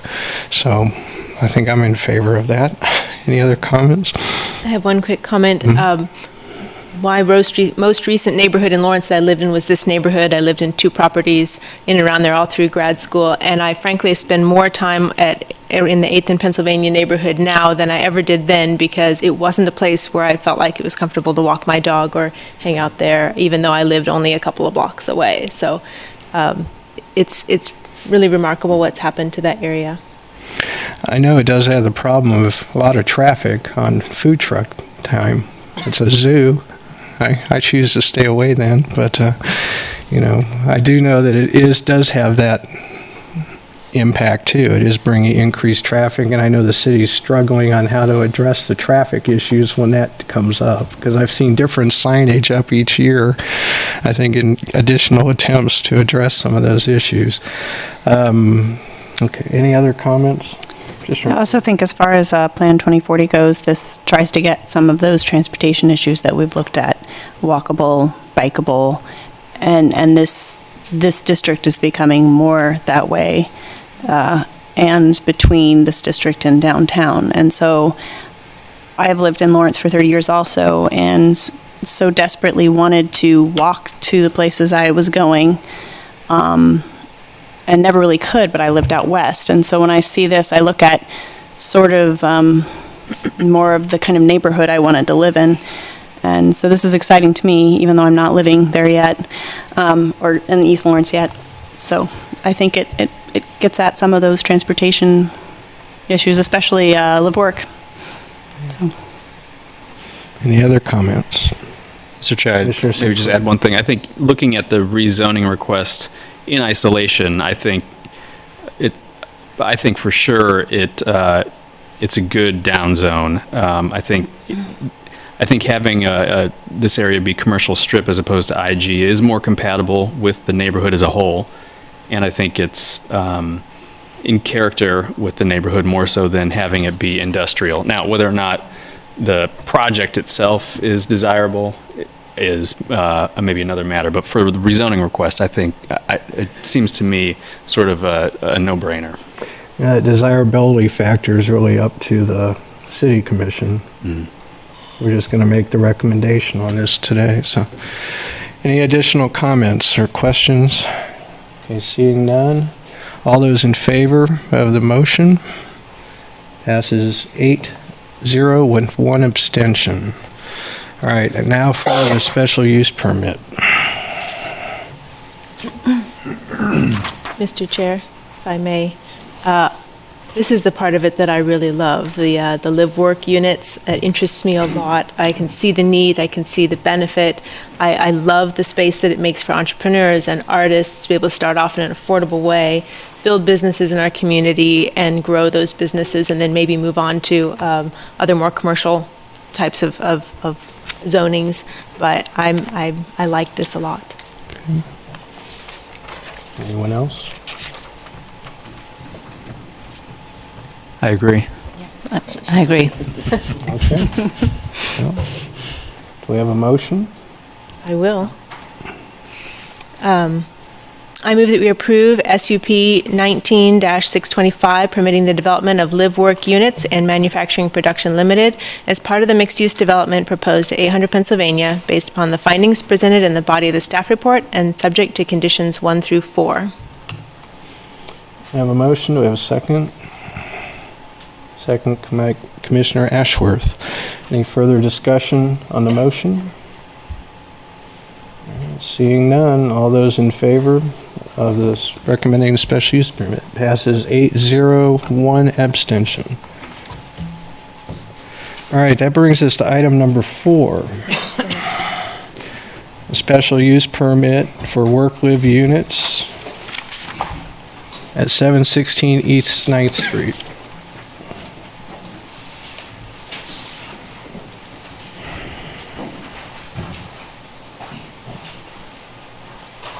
Good evening again, Mary Miller. This is a special use permit for the same type of use, just at a different location within this district. And this graphic shows where this property is located.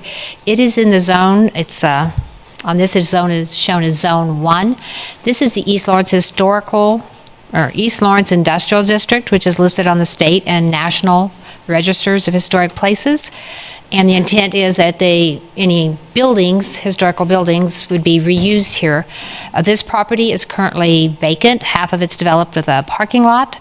And a text amendment was recently before you to remove the historic open space designation, as the applicants found some historical evidence that it had not always been historical open space. This shows the design up in the top left corner. It'll be the same as the other property in that the building will be pulled up to the street. This district allows 0 setbacks from the street, so the buildings will be bordering the streets and the parking will be behind the buildings. Access to the parking lot will be taken from the parking lot to the north. And so one of the conditions you'll notice is that site plan for the parking lot to the north needs to be revised to reflect the new curb cut that will be made, and I'll show that to you in just a moment. This shows the design of these buildings. They're smaller than the other development. They're just 2 stories. There'll be 2 buildings. Each will have 6 live-work units, and these are not affordable housing. So the picture on the top is the view from the street side, and then on the bottom we're seeing the garages. There'll be surface parking, as well as the structures will have garage bays. So the approvals to date, as I mentioned, the text amendment to remove that historical open space designation, that was approved just in February 11th. HRC approved the text amendment and the building design on November 21st, and then the special use permit application that was approved by the HRC administrator administratively on February 10th. There are no other associated cases. The property is zoned correctly and it's platted as one lot. So this is the only step, the special use permit and then finishing up the site plan. So when you look at the zoning in the area, it's in the 8th and Penn district that's highlighted in blue. It's part of that commercial strip district, which allows these uses, but does require that special use permit for the limited manufacturing and production. Does anybody know what just happened? Yeah. We're working on it. Okay, thanks, Kurt. Here we go. And so this proposed use, just being strictly live-work, would just mirror the type of uses that are in the area. To the east, we have that mixed-use industrial building that Tony explained the uses that are on. To the left, we have office uses. We have the beer pub and the multi-dwelling here. This is a multi-dwelling building. We have auto repair here, and then we do have residential uses over in this area. So mixing the live, work, or the residential and limited manufacturing and production would be compatible with the uses in this area. The character of the neighborhood, we already looked at that earlier, that it's a mixed-use neighborhood. We have high-intensity commercial on the west, high-intensity industrial on the east. We have the residential mixed-use area to the west, and this property converting from a vacant property to the live-work units should be compatible and should not affect the character of the neighborhood. This is taken from the plan. It shows the buildings that I mentioned that are pulled up to the streets. There are sidewalks along the streets, and the plan includes walkways between the buildings back to the parking areas behind them. And this is a new curb cut that's needed to that parking lot to the north, so that access can be taken from the Polar parking lot. There was a parking or an access point here planned in the original plans made years ago. That's going to be removed, and on-street parking would be placed there. And so the things we look at with special use permits are our services available, and they are available to serve this property. The site plan will be our enforcement mechanism to ensure continued maintenance.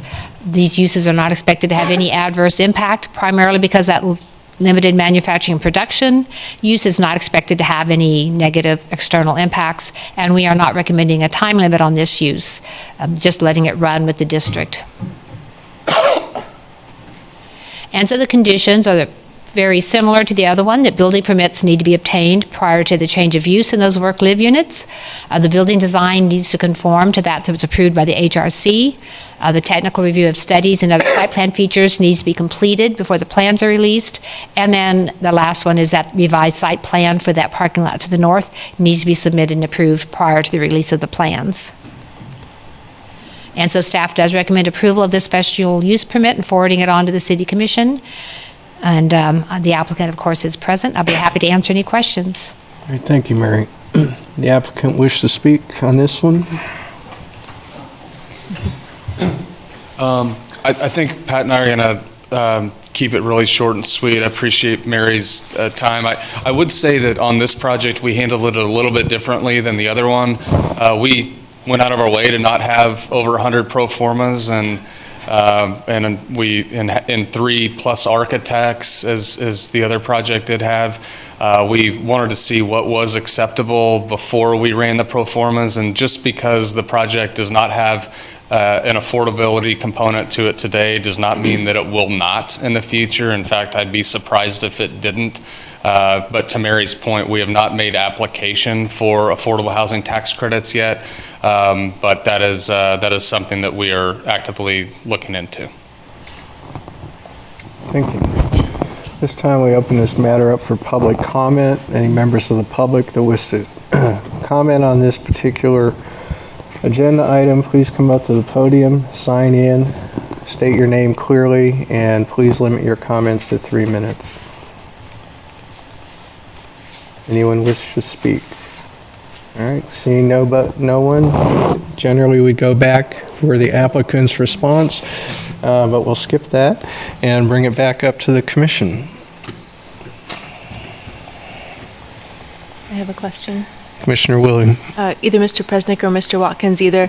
How many units are there in this particular property, and how many are live-work?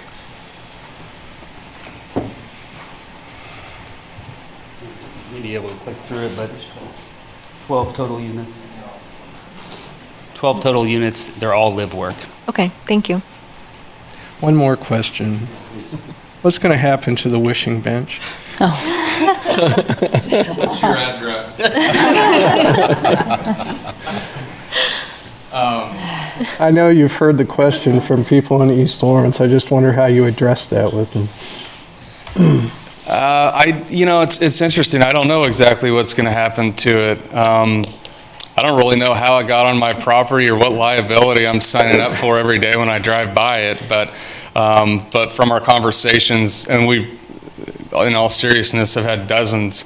It's not going to be discarded by any means, and whoever is behind it, which I still to this day don't really know, aside that it is obviously considered a treasure in the community, and rightfully so, but whoever is behind it, I'm sure that they will come up for a plan for it, but as you know, that is private property, and that is not my wishing bench, so I guess somebody's going to need to figure out something to do with it, but it won't be discarded by me or anybody affiliated with my organization, I can assure you that. It is one of the eternal mysteries of Lawrence. Thank you. Any other questions or comments? Any motions? Would. I move that we approve SUP 19-623, permitting the development of live-work units with the potential for manufacturing and production limited uses as part of the residential development proposed for 716 East 9th Street, based upon the findings presented in the body of the staff report and subject to the conditions 1 through 4. I have a motion. Do I have a second? Second by Commissioner Carter. Any further discussion on the motion? All right, seeing none, all those in favor? Passes 8-0 with 1 abstention. Thank you. I think we'll take about a 10-minute break so we can get Mr. Commissioner Struckoff back in here.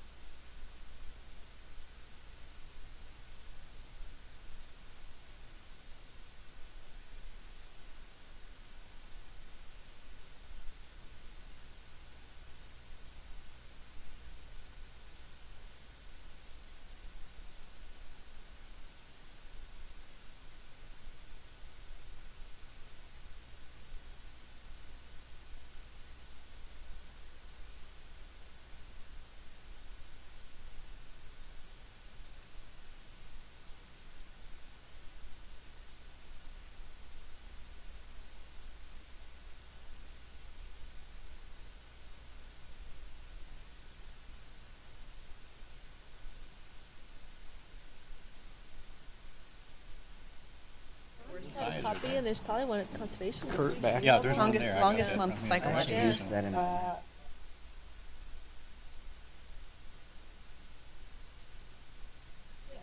All right. Yeah. Kurt? Yes. We're going. Gave you the thumbs up. Where'd you go to I think he's passed. All right, we're back to continue. After an informal poll of the people remaining in the audience, I think what we'll do is we'll take item number 7. We have one person here for that, and we have several people, I think, that are going to comment on the other items. So if we could do number 7 first. There it is. And this is to consider approving a conditional use permit for Jayhawk Excavating. And I'm not going to, at 1724 North 780 Road.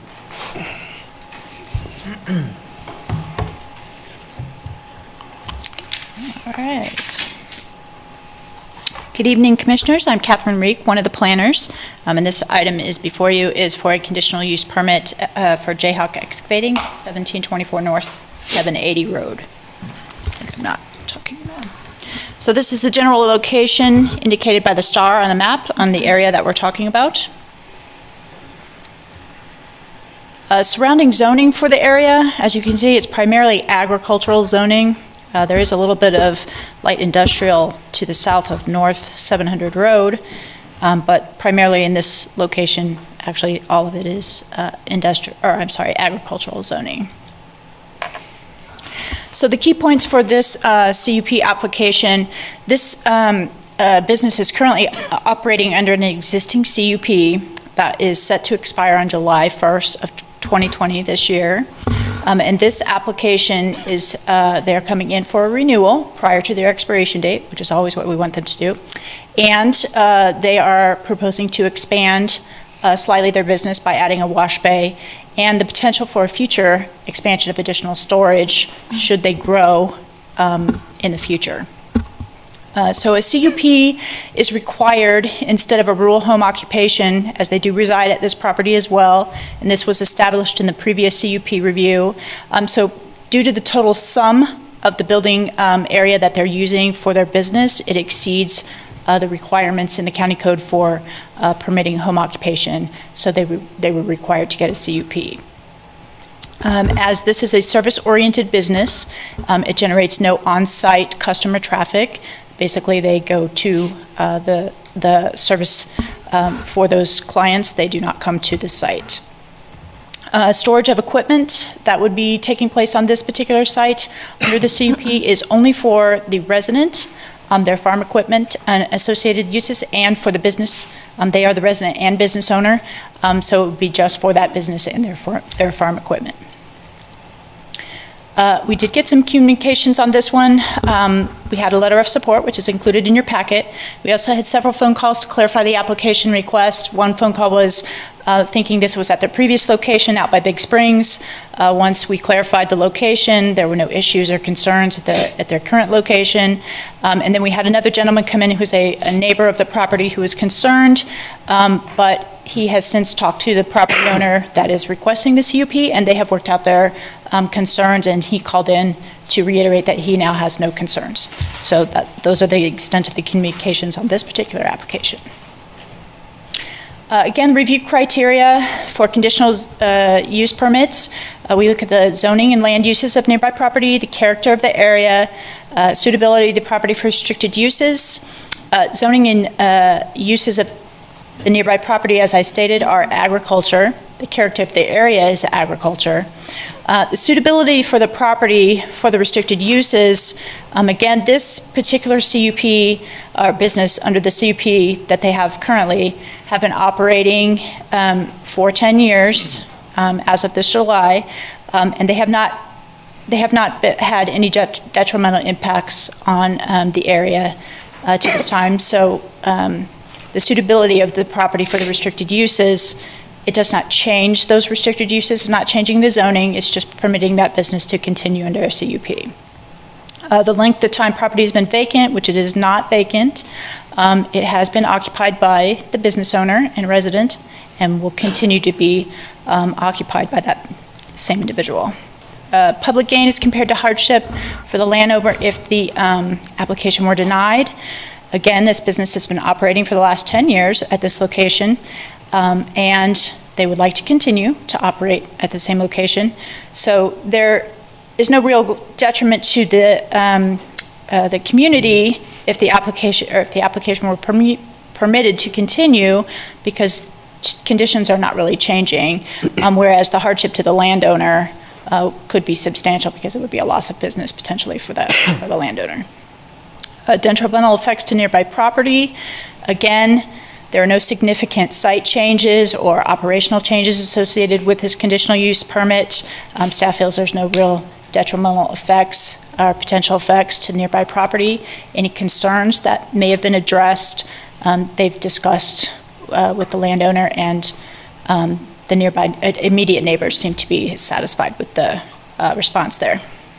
And then we also check with our conformance to the comprehensive plan. Outside of the urban growth area, the comprehensive plan doesn't specifically address this type of business, which is why there are conditional use permits.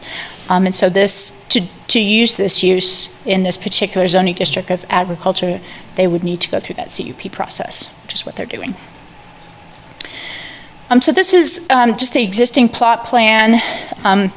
This was provided by the applicant. I tried to label it a little bit to sort of clarify. The existing buildings that are there, you can see they're kind of blue roofed structures. At the time that the applicant submitted the application, he wasn't entirely sure where he wanted to put the wash bay. It would either be north of the existing storage building there to the north, or over by where the exterior piles of clean soil and stuff are stored.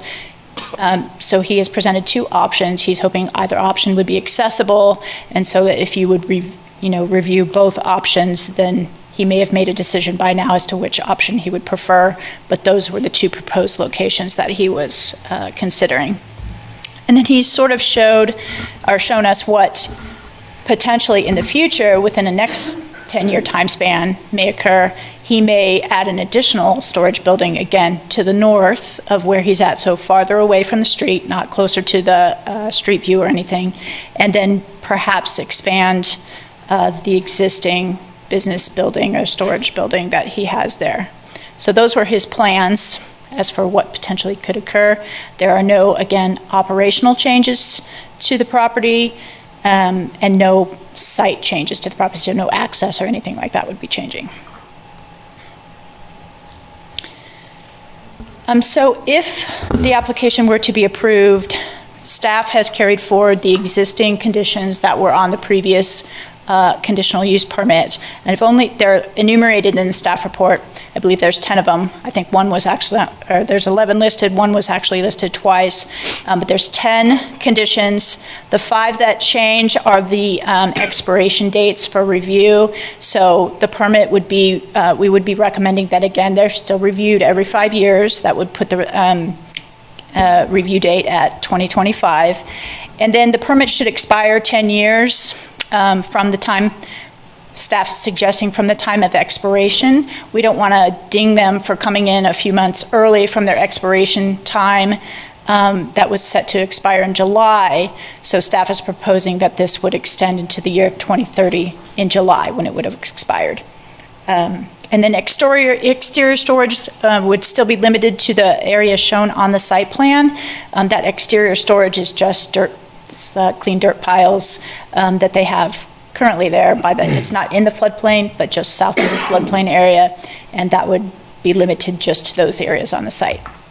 And then also to limit the use of the truck storage for this business and the owner's personal farm equipment, should he have that. So those are the conditions that staff is recommending, in addition to the conditions that were on that original CUP application. So other action that, again, is going to be required if you consider approving this would be that the county commission would still need to hear this item and are the ultimate decision makers in the county CUP applications. And then submittal of a building permit with Douglas County zoning and codes for the actual structure, for the wash bay structure, or any future structure that he might put there. So staff is recommending approval for this conditional use permit for the truck storage facility for Jayhawk Excavating, located at 1724 North 780 Road. And I would be happy to stand for any questions if you have them. Thank you, Catherine. The applicant wish to speak?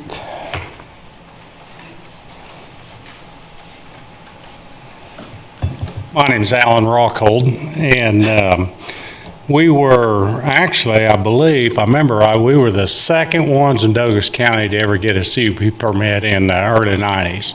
And that was at our previous location, now west of town on 40 Highway. And we had it renewed twice. And then I moved we started working quite a bit in Kansas City, and we had several trucks. And so it was 20 miles from my house to where our shop was, So I decided that since we was working in Kansas City quite a bit at that time, that we would move everything to where we lived. And so that's where 10 years ago they granted that. And to my knowledge, we haven't ever had any problems, And the one neighbor, Patrick Rapp, that she had mentioned, he asked, there's a creek on that back side back there with some trees on there, and he's got kind of a grape vineyard in there, and he asked if we could put a berm up along that creek there just for screening. And I said, sure. And we had some dirt there, so 10 minutes, that's about all it took, and I put a berm up there, and I said, once it dries out, and we'll seed it down, keep it mowed, so he was content, and happy with that. And I think he'd called maybe and had said, but as far as I know, that was the only request that we'd ever had, So talking with Tanya and the people in the zoning and codes over there, they kind of talked like this was kind of getting a little redundant to have to keep renewing it every 10 years, that maybe we'll go with something longer. I talked to Mid-States Quarry, and they were the first ones in Douglas County to get this, and they got theirs renewed here recently for 20 years. So I would like to at least do the same thing or longer if that would be possible, as long as nothing changes. They can review it in-house, but as far as having to go through this whole process again, this is a third time now. Nothing really has changed, just the location changed. I could understand that, but in this particular case from now on, I don't see anything changing other than maybe adding the building that she had talked about, that we were talking about, is a wash bay for the trucks with just a roof over it, and we were going to use the concrete blocks, so it would be hid, and it's back behind. It drops down another 4 feet lower in elevation. So the roof line actually will be shorter, and it'll be more out of sight. And we're going to put dirt on the outside of concrete blocks like they do the salt storage buildings, where they just have concrete blocks around on 3 sides with a roof over it. That was probably the next thing that we would do.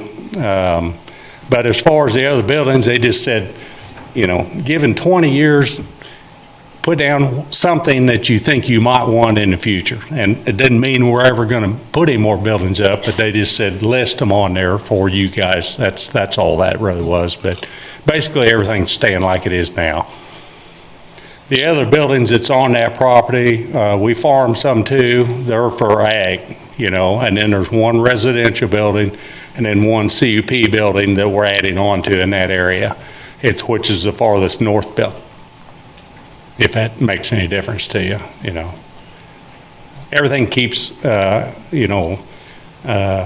keeps put inside. All the semis are going inside every night. The main reason for that is we live on a mile of gravel road to get to the blacktop. Well, you get a heavy dew in the morning, and most of our trucks are dark colored, so then they just look like they've never had a bath, time you get to the blacktop. And then in the wintertime, you don't have any snow on them or any frost or anything like that, and so we keep everything inside the best we can. That's why I got started many buildings, so we keep everything mowed real nice. We try to keep the neighbors all happy. I work for the township an awful lot on the roads.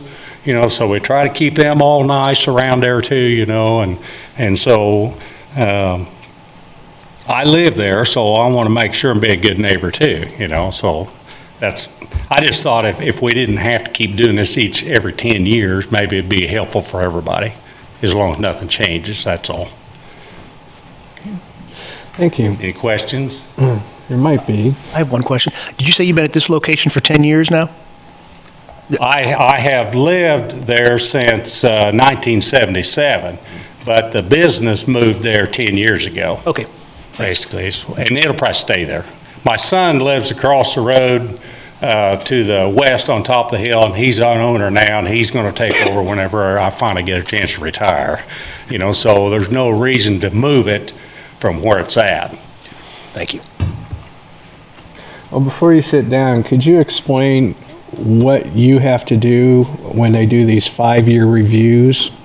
Basically, all they do is just, what they've done in the past is just make sure, you know, it doesn't look like a junkyard around there. It doesn't, if the neighbors have any concerns, they get addressed.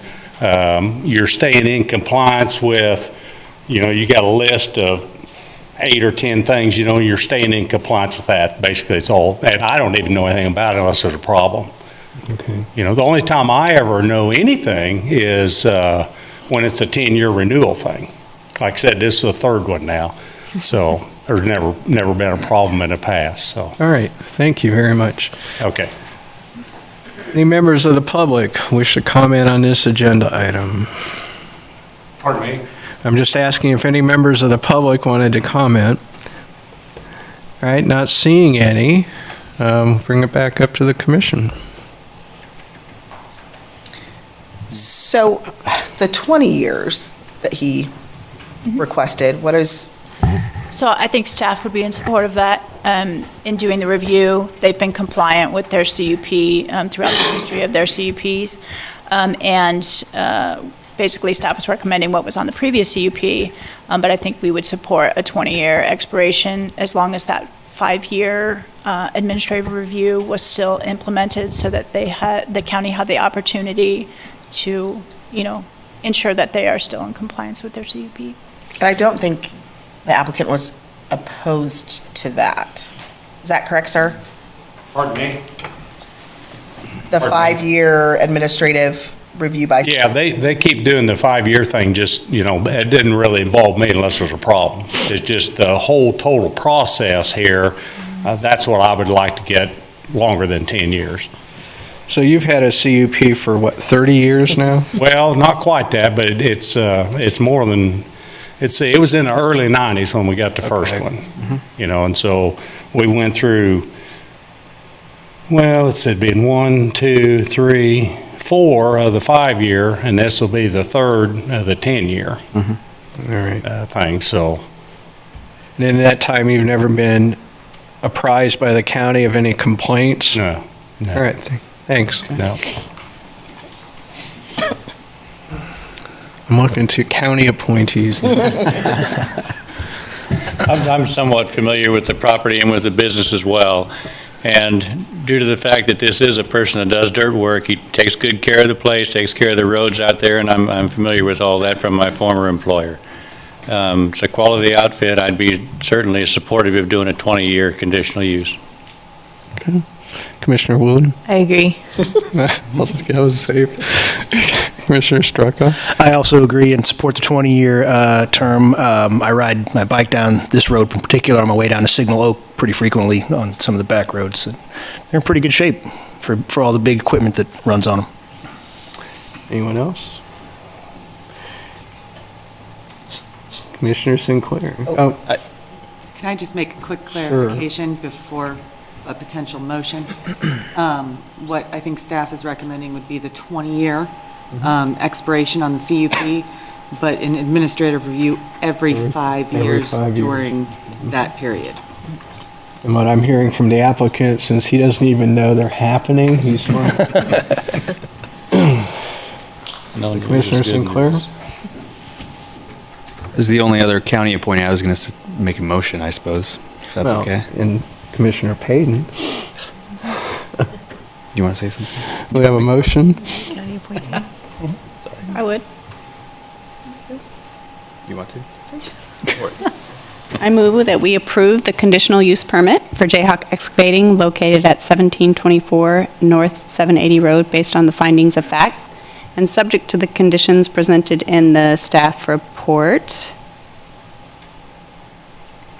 Do I need to include the change to 20 years with 5-year administrative review? A motion, do I have a second? Second by Commissioner Weaver. Any further discussion? Seeing none, all those in favor? Passes 9-0. Thank you. That brings us to items number 5 and 6. Number 6 is conditioned on what happens with item number 5, so I guess we'll start with item number 5. Consider a comprehensive plan amendment to Plan 2040. Chapter 3D, Growth and Development, Industrial Map 3.3.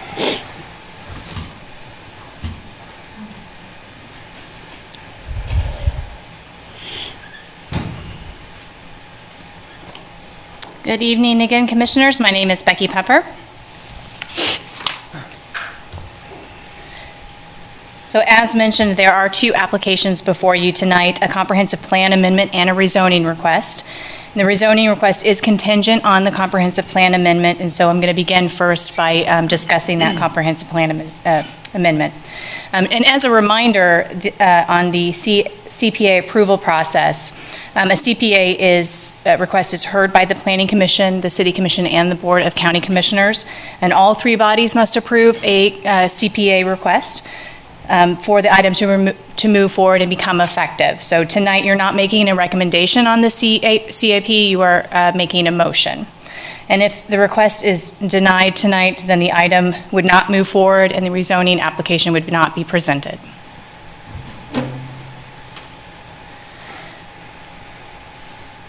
Pardon me. The subject property is located within the boundaries of the Northeast Sector Plan, and Map 3-1 of that plan provides information on the future land use map.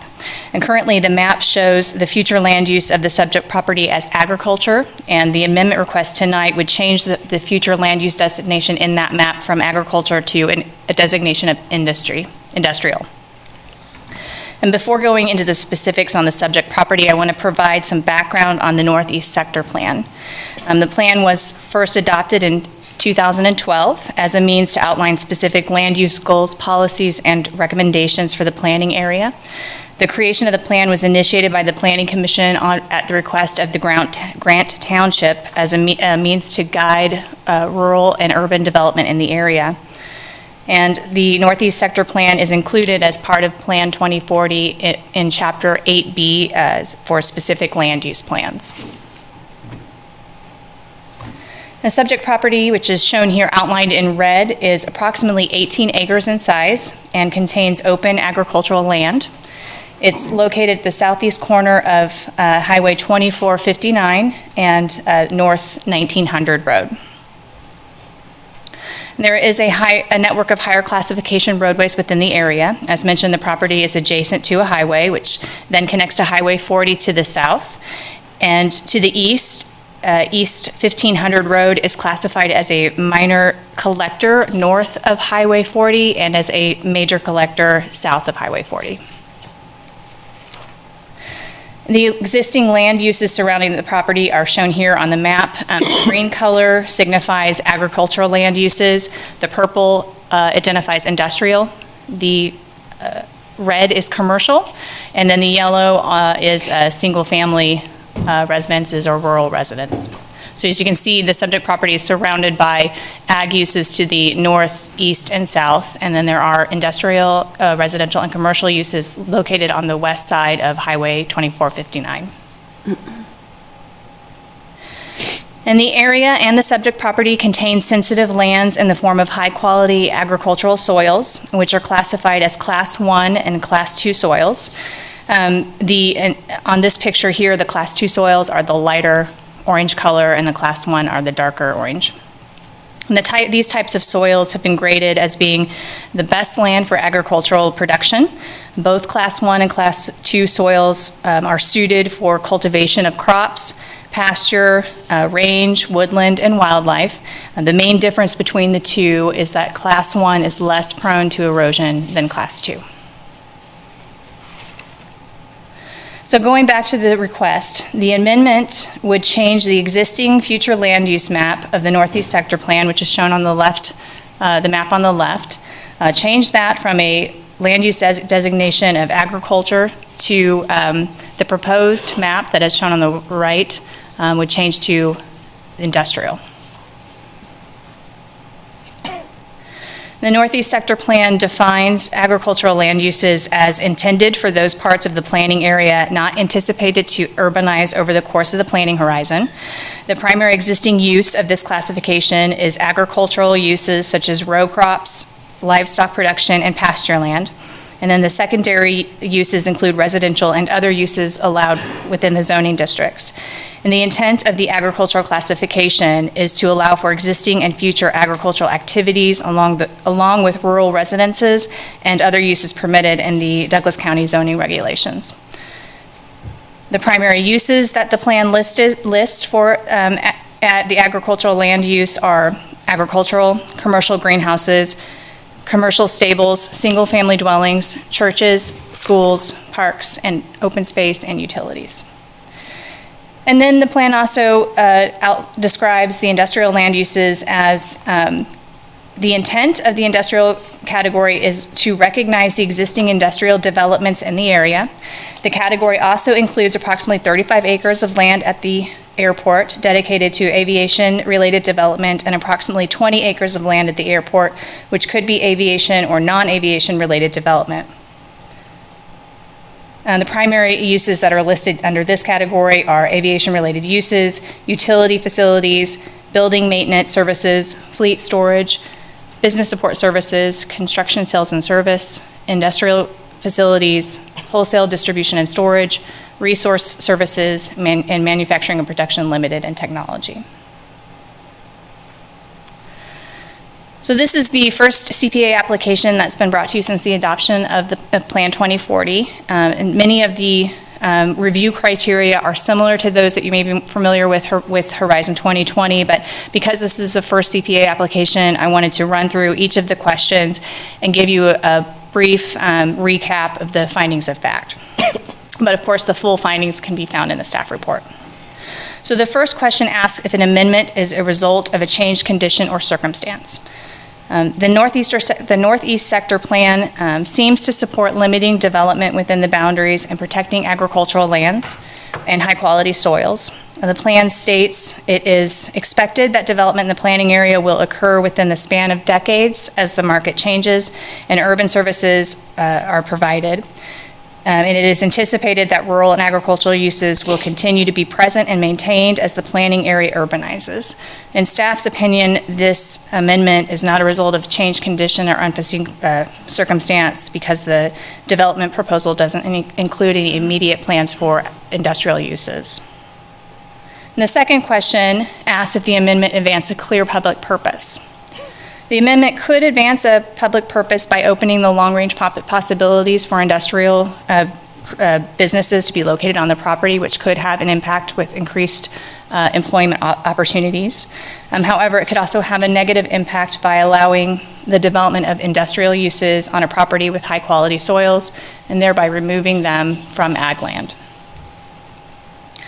And then the third question looks at the amendment in relation to long-range goals and policies of Plan 2040 and of the Northeast Sector Plan. And through our analysis of both plans, we found that the policies fell into two major categories. And the first relates to environmental resources and growth management. And through their policies, Plan 2040 and the Northeast Sector Plan encourage the retention of high-quality soils, the preservation of the rural character of the county, the preservation of agricultural lands, and the minimization of the conversion of these lands to non-agricultural uses. And the second category of policies that the plans speak to relates to economic development. Plan 2040 has specific policies in the growth and development chapter that encourage the location of industrial uses along federal and state highways, outside the regulatory floodplain, and in areas with minimal slopes. And the plan also encourages the growth of small to medium businesses and the expansion of existing businesses. So these policies do support the proposed amendment. However, the growth and development chapter also contains a policy that states that the environmentally sensitive lands should be protected as new and existing areas are developed or redeveloped. The Northeast Sector Plan also addresses economic development with policies. These really stem to encourage the support of existing industrial uses. The plan really does not speak to the expansion of industrial uses or the creation of new industrial uses. So going back to the review of the amendment criteria, question 4 asks if there is an existing or planned services to serve the development. This area is located within the unincorporated portion of Douglas County, and there are no plans for expansion of city infrastructure at this time, so development here would be supported by county infrastructure. Question 5 asks if the amendment would result in compatible land uses. There are industrial uses, as I described, located on the west side of Highway 24 and 59, and as well, the future land use map designates those as industrial land uses. The properties to the north, south, and east contain agricultural land uses, and as does the future land use designates those as agricultural uses. Question 6 asks if the amendment would reflect the neighbor's desired outcome. This is similar to question 5 in that there are industrial uses to the west, agricultural land uses surrounding the rest of the property. And so the amendment is not consistent with the future land use designation of, the amendment is not consistent with the amendment is not consistent with the future land use of agriculture and existing agricultural uses of those surrounding properties. And then finally, question 7 asks if the amendment will advance the community's interests. As previously mentioned, the request could advance those interests by providing new employment opportunities through industrial land use opportunities. However, since there is that presence of high-quality soils, by changing it from industrial future land use of industrial to agricultural, it's removing that agricultural land from production on those high-quality soils. Given the findings of fact, staff recommends that denial of the requested comprehensive plan amendment. And as a reminder, there are 3 bodies that would be reviewing this comprehensive plan amendment. So your task tonight would be to make a motion and not a recommendation. If the motion is to approve, then the rezoning application will be presented. If the recommendation is for denial, then the item would not move forward. So your action items tonight would be to adopt and direct staff to draft and return a PCR for your consideration, or to deny the amendment, or to defer the amendment with specific direction to the applicant. So with that, I will stand for any questions. Thank you, Becky. Thank you. The applicant wish to speak? Good evening, Commissioners. Dean Grove with Grove Engineering. What did you say?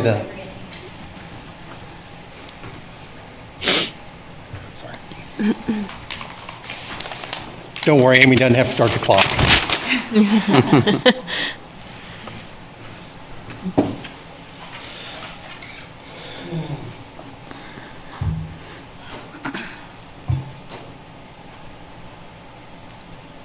can see it all.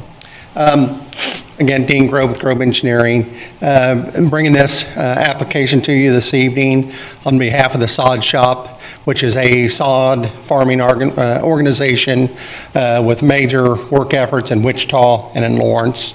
They've got 9 fields in Douglas County.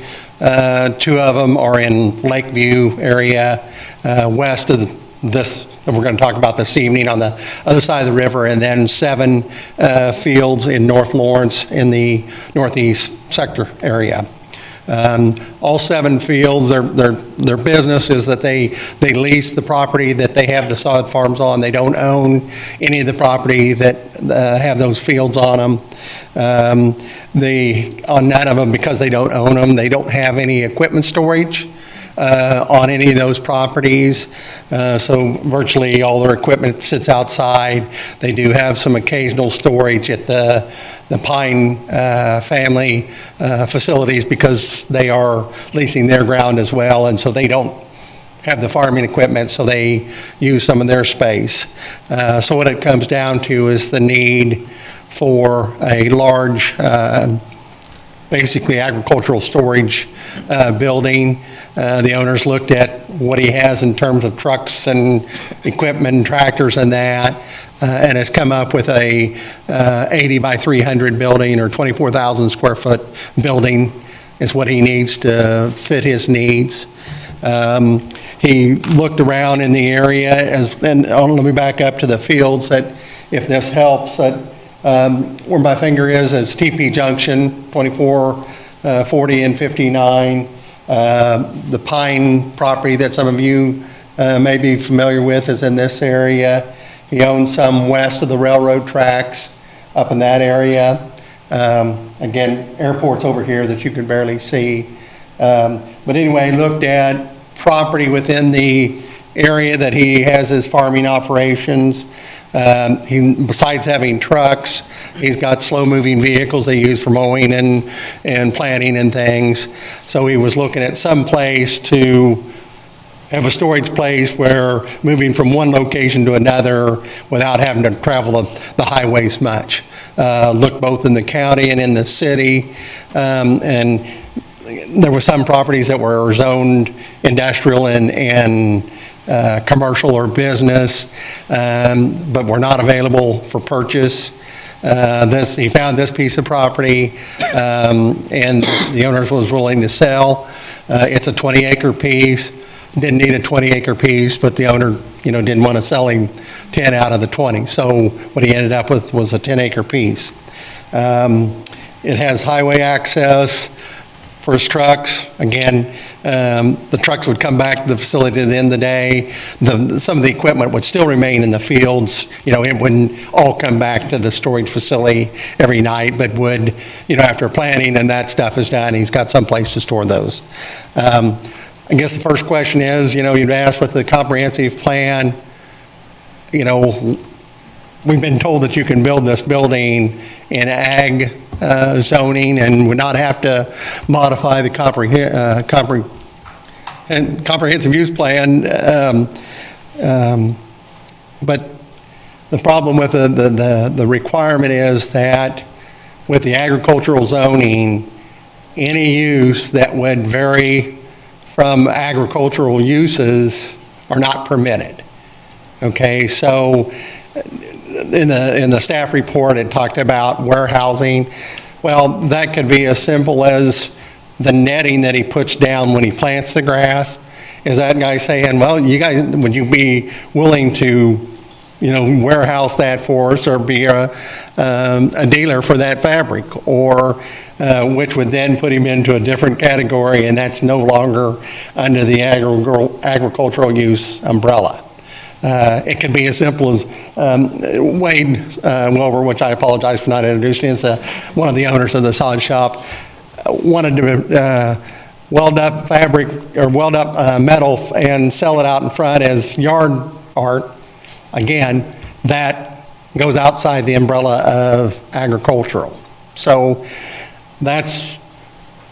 he's looking to make a major investment here, and the concern is that on 20 acres, you put a 24,000 square foot building up. If somebody came along, they'd go, what am I going to do with 20 acres in a 24,000 square foot building? So it's a little bit of, if this model changes, things happen, he's kind of stuck with a solely agricultural scenario. So that's why he wants to look at other avenues and a possible comprehensive plan amendment.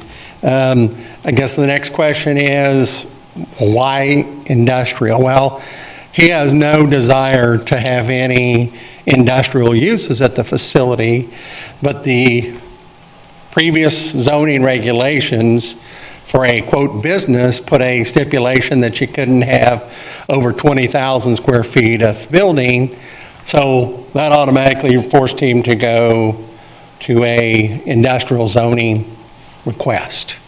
Again, and I think that may be a little bit of the stigmatism, because you say industrial in North Lawrence, which started this whole Northeast Sector plan when they said, hey, we want to take the whole Pine Farm and make it industrial because we're close to the highway. And you know, it's kind of like, hey, this could balloon into something that no one has a desire to see. So I do believe the industrial provides a little stigmatism there. But again, he only went with the industrial because that the business classification or commercial under the previous zoning would not allow him to bring it to you for that reason. The one thing is, with the new code, which was ratified or adopted last week by the county commission, has a general business category that doesn't stipulate size, has some defined, they've kind of made more of a table like the city zoning code where, hey, this is acceptable, that isn't, and that. So under that, he could have a general business zoning there.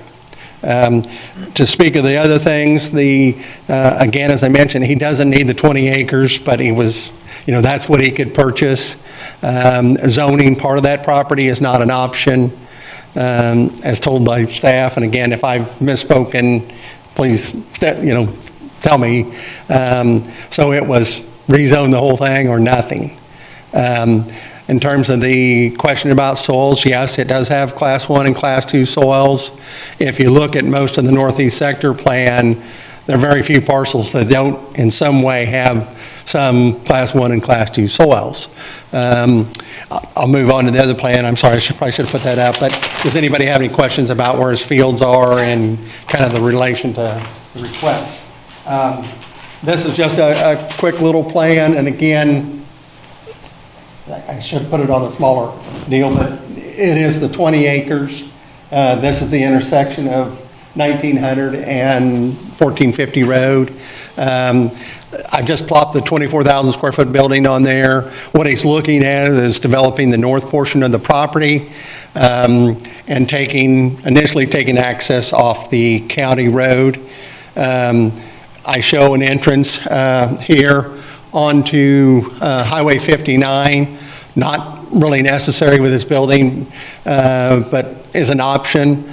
Again, we haven't broached KDOT with the subject, but mainly because he could take direct access off the county road, which he's allowed to do. They say in business you got to have an arterial close, but that you can take off a local road that's directly adjacent to the arterial. So the area that he initially wants to develop is mostly out of the Class 1 and Class 2 soils.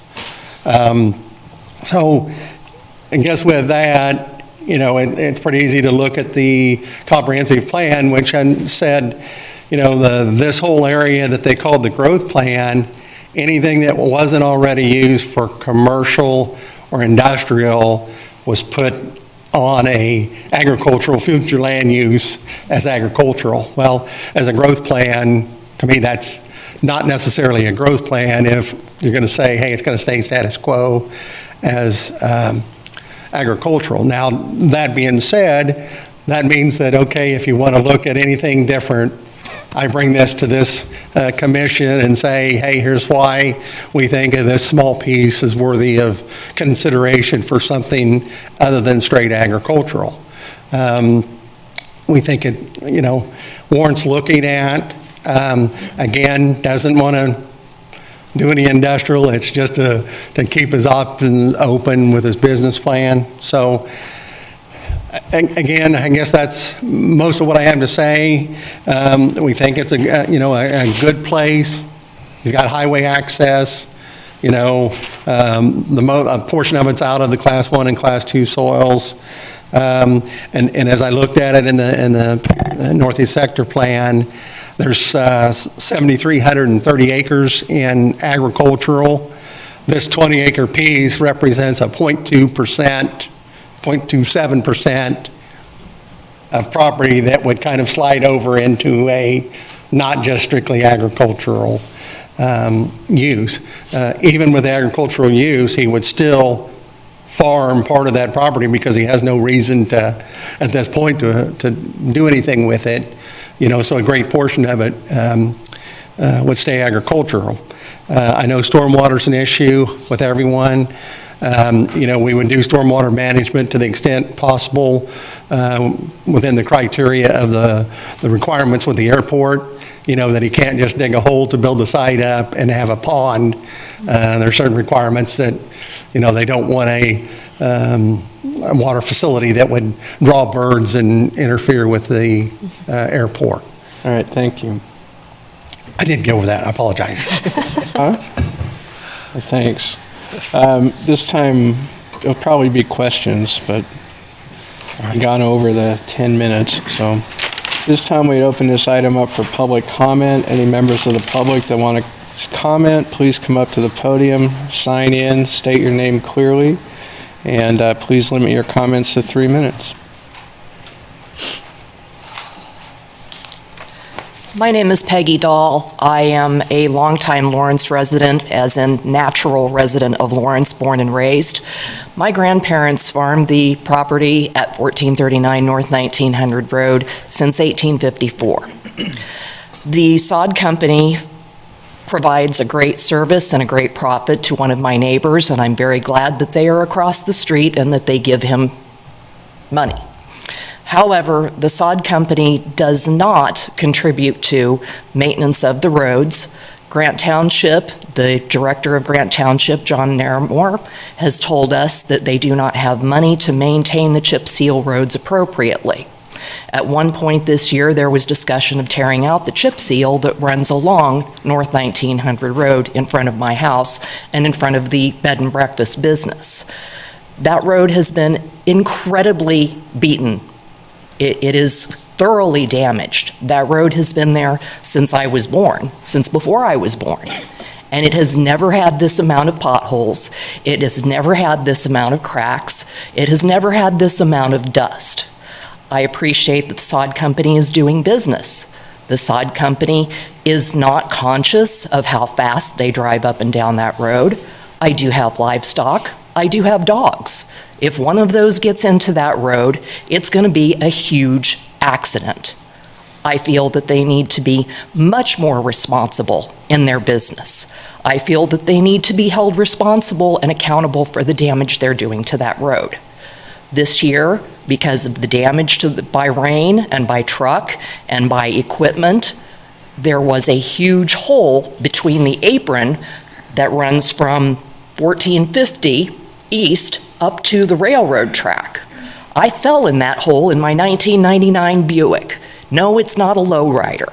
It was 3 o'clock in the morning, and I was stuck in a puddle of water and ice. No, I didn't call Mr. Naramore at 3 o'clock in the morning. It crossed my mind. And no, there was no one to help me. We need to be more responsible with our roads in Grant Township. If we open up this area to have more traffic from the sod company, what's going to hold their speeds in check? Yes, he says he has slow equipment. He also has very fast equipment. And I have seen his employees and his semi-trucks park across the railroad track. This is not responsible business ownership. This is an area that is supposed to be agriculture. I am personally struggling to maintain the last of my agricultural heritage. I really don't want more light pollution, more noise pollution, more congestion. The section between TP Junction and Wellman Road Curve is a 55-mile-an-hour section for the most part. Putting more industry on that road is a mistake. The lighting has been increased out there tenfold over the last 5 years by two pre-existing businesses. I don't need more light pollution.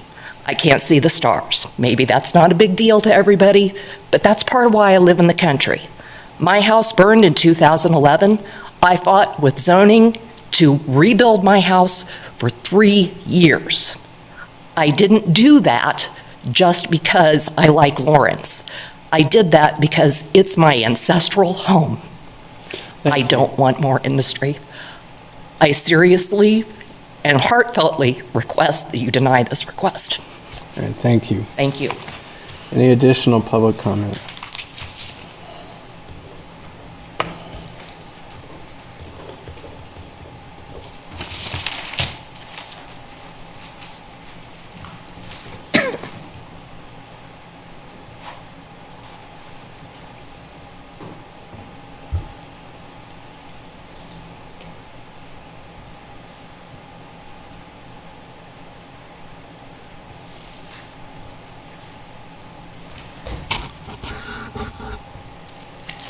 I'm Natalia Lowther.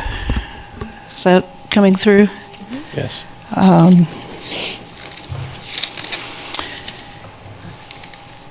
I am a neighbor of this proposed rezoning, even though I live quite a ways away. I live and farm and have for 25 years on North Street, also known as North 1700 Road, so that's about 2 miles south.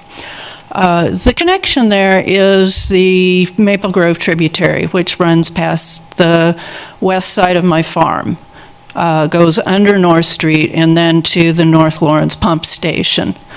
That's what manages the stormwater in the area. When they're talking about an 80 by 300 foot building, that is somewhere around 12% of the area that was flooded multiple times last summer on my north pasture. That's a very large building compared to the agricultural land that I use for my farm business. That water is going to flow downstream. The North Lawrence Northeast Sector Plan was put in place to maintain ag lands, and that includes, in this case, not just the 20 acres that is being requested for rezoning, but it includes all of the ag lands around it, and especially those downstream. My land is the second property north of the pump station where the land opens out and is used agriculturally.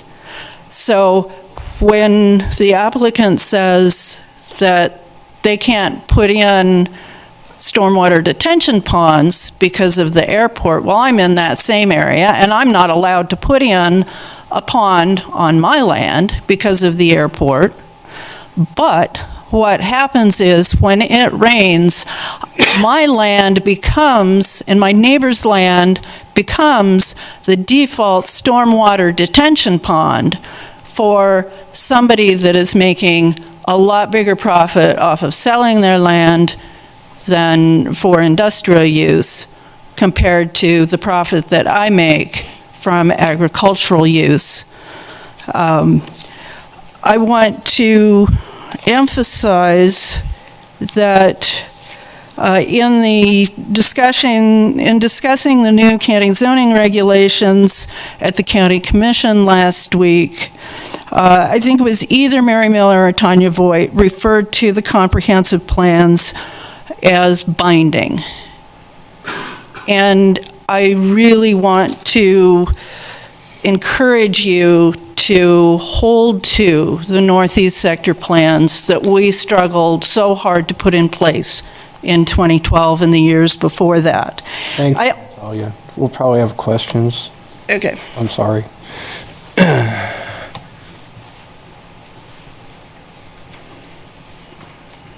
Julian Dahl. I just have one brief thing to say. I've been living out north of town for about 20 years now, and my main concern here is also water. The highway out there tends to kind of mound over because the ditches can't handle all the water we get when it rains heavily, as it did this spring already, and I'm just worried that any more hardscape that we end up with out there, and we're going to have people hydroplaning off the highway, and that's my main concern with any more buildup out there of anything other than ag, where we can have the water just go into the ground like it's supposed to. So that's my main concern with any projects like this. Thank you. All right, thank you. Any additional public comment? All right, seeing none, Mr. Grobe, would you like to take 5 minutes to respond?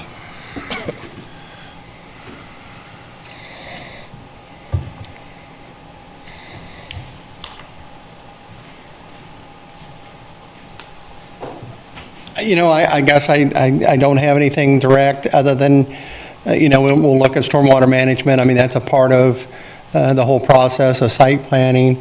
It may mean creating lower areas to offset, to provide additional storage without being a pond per se. So there are other means to help with that.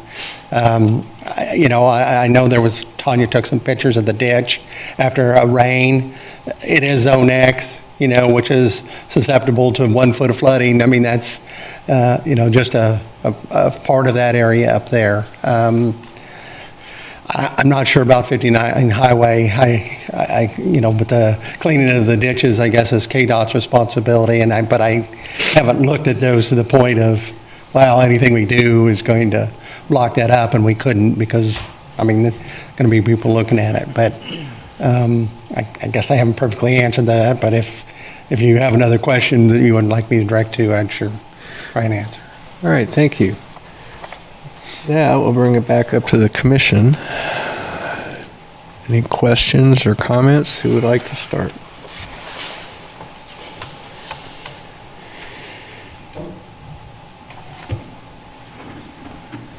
Commissioner Willie? No? I was letting someone else take a turn.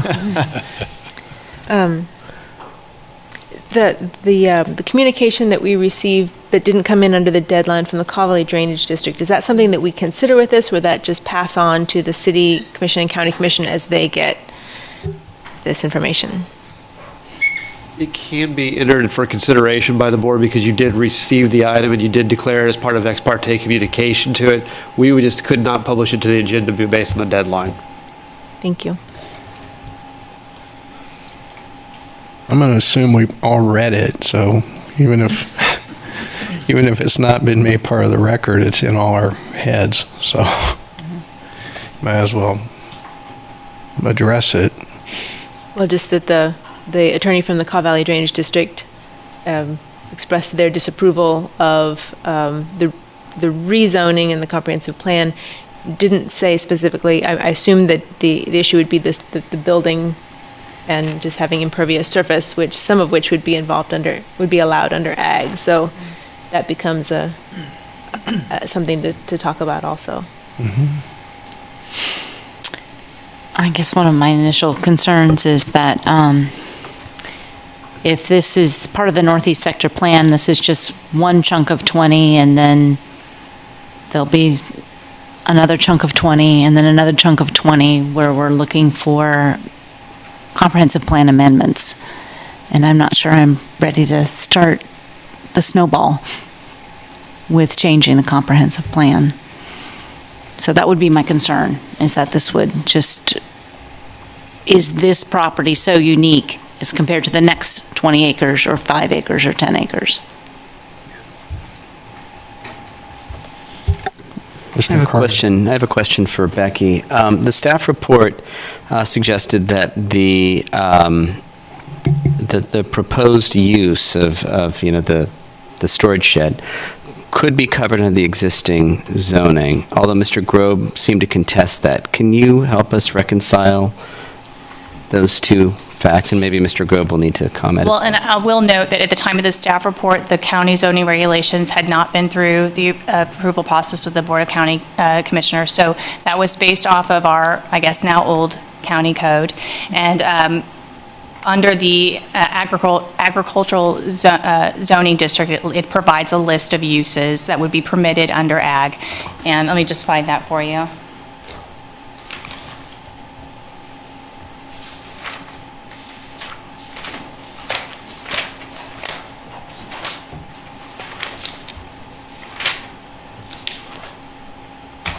If I had switched over to computers like everyone else, I probably would have found that faster.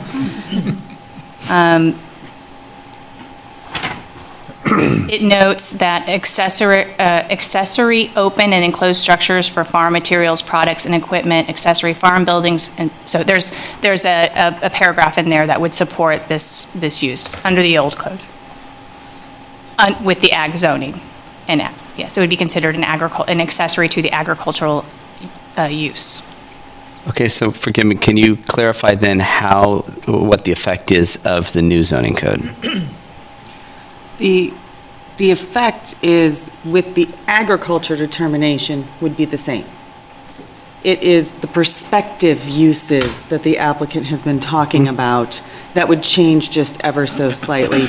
And it would really depend on what specific uses they were talking about, whether that would be considered more commercial or more industrial in nature. It depends. But just taking a quick look at retail sales, which was suggested. Jeff did a quick analysis, and that would most likely fall under the general business district in the new zoning code. And under the conversion table that's in there, that's most equitable to a old B1 or B2, which is a commercial zoning district. And therefore, following that analysis under the Northeast Sector Plan, that would have been a commercial future land use, which is not what is identified. So very similar to the same analysis with the industrial request. Thank you. Mr. Chair, may I ask a few questions of the applicant? Of course. So, Mr. Grobe, do you mind? So currently, no storage for agricultural equipment with the operation at this sod shop, but going to 24,000. Were there any in-between sizes considered? It seems like a really big jump. And I know part of the reason for needing the building to be available for other uses other than ag is that the size of the building and for resale. Yeah.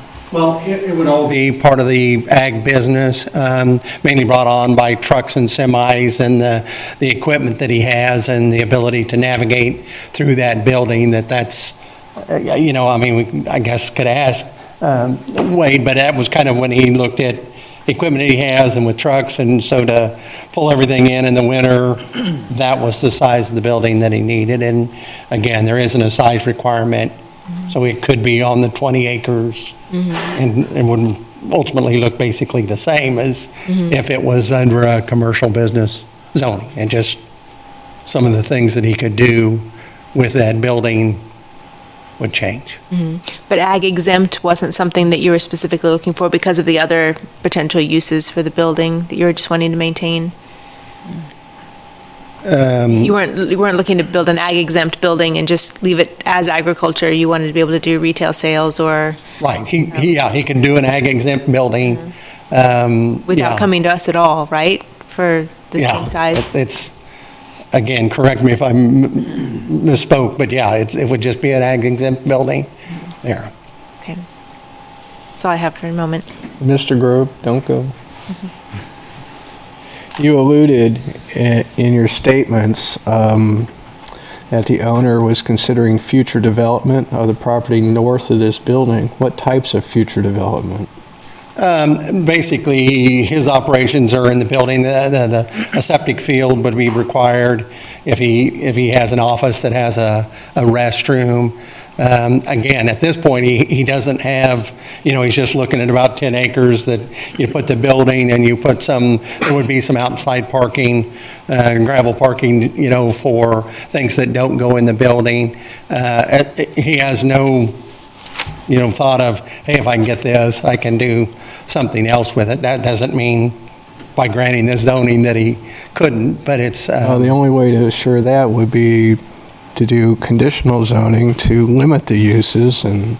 Well, and the one thing is, keep in mind that if we go past the ag exempt, it would be a site plan that would be administrative, but would have to be approved by the county commission. So, if you're saying, wait a minute, this is way past the intent of that. Well, that's something we do have to consider since any zoning the comp plan amendment is permanent, and then any subsequent zoning change is permanent and runs with the land, so we do have to consider that. I would agree. All right, thank you. Commissioner Sinclair. Mr. Grobe, can you... Apologize. I need the exercise. So we have criteria that we have to review, which you kind of went over. And the first one is, the question is, how does the proposed amendment address or result from changed circumstances or unforeseen conditions that were not understood or addressed at the time the plan was adopted? I'm a little unclear on what the applicant considers the changed circumstances or unforeseen conditions that were not understood. I guess in the staff report references 2012, which is when the Northeast Sector Plan was adopted. I mean, what has happened since 2012 that is different that would not have been anticipated at that time from the applicant's perspective? Well, that's a difficult one, and I struggle with all those questions of how you interpret that.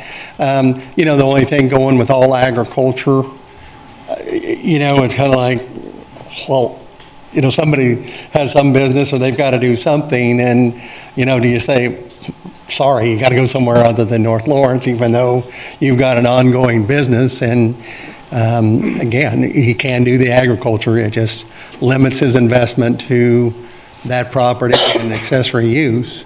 He does have other farms, so that, there's no requirement that has to be just for this property, but it has to be agriculture and farming operations on that property to have the building. So again, I think about all those questions, and it's very difficult to say, well, but they didn't know that he was going to do it. Well, who knew? But they didn't, one thing they didn't do with that plan, and I understand, so it comes back to here is, well, there's got to be situations where, something has to change. I mean, they took away some of the area that's already zoned business and industrial and said, yeah, it's right next to the highway, it's business zone now, but we're going to take that away and make it industrial. Well, and things have to be next to the highway, and, again, it's not that he can go do it in South Lawrence, and so, not a very good answer, I know, but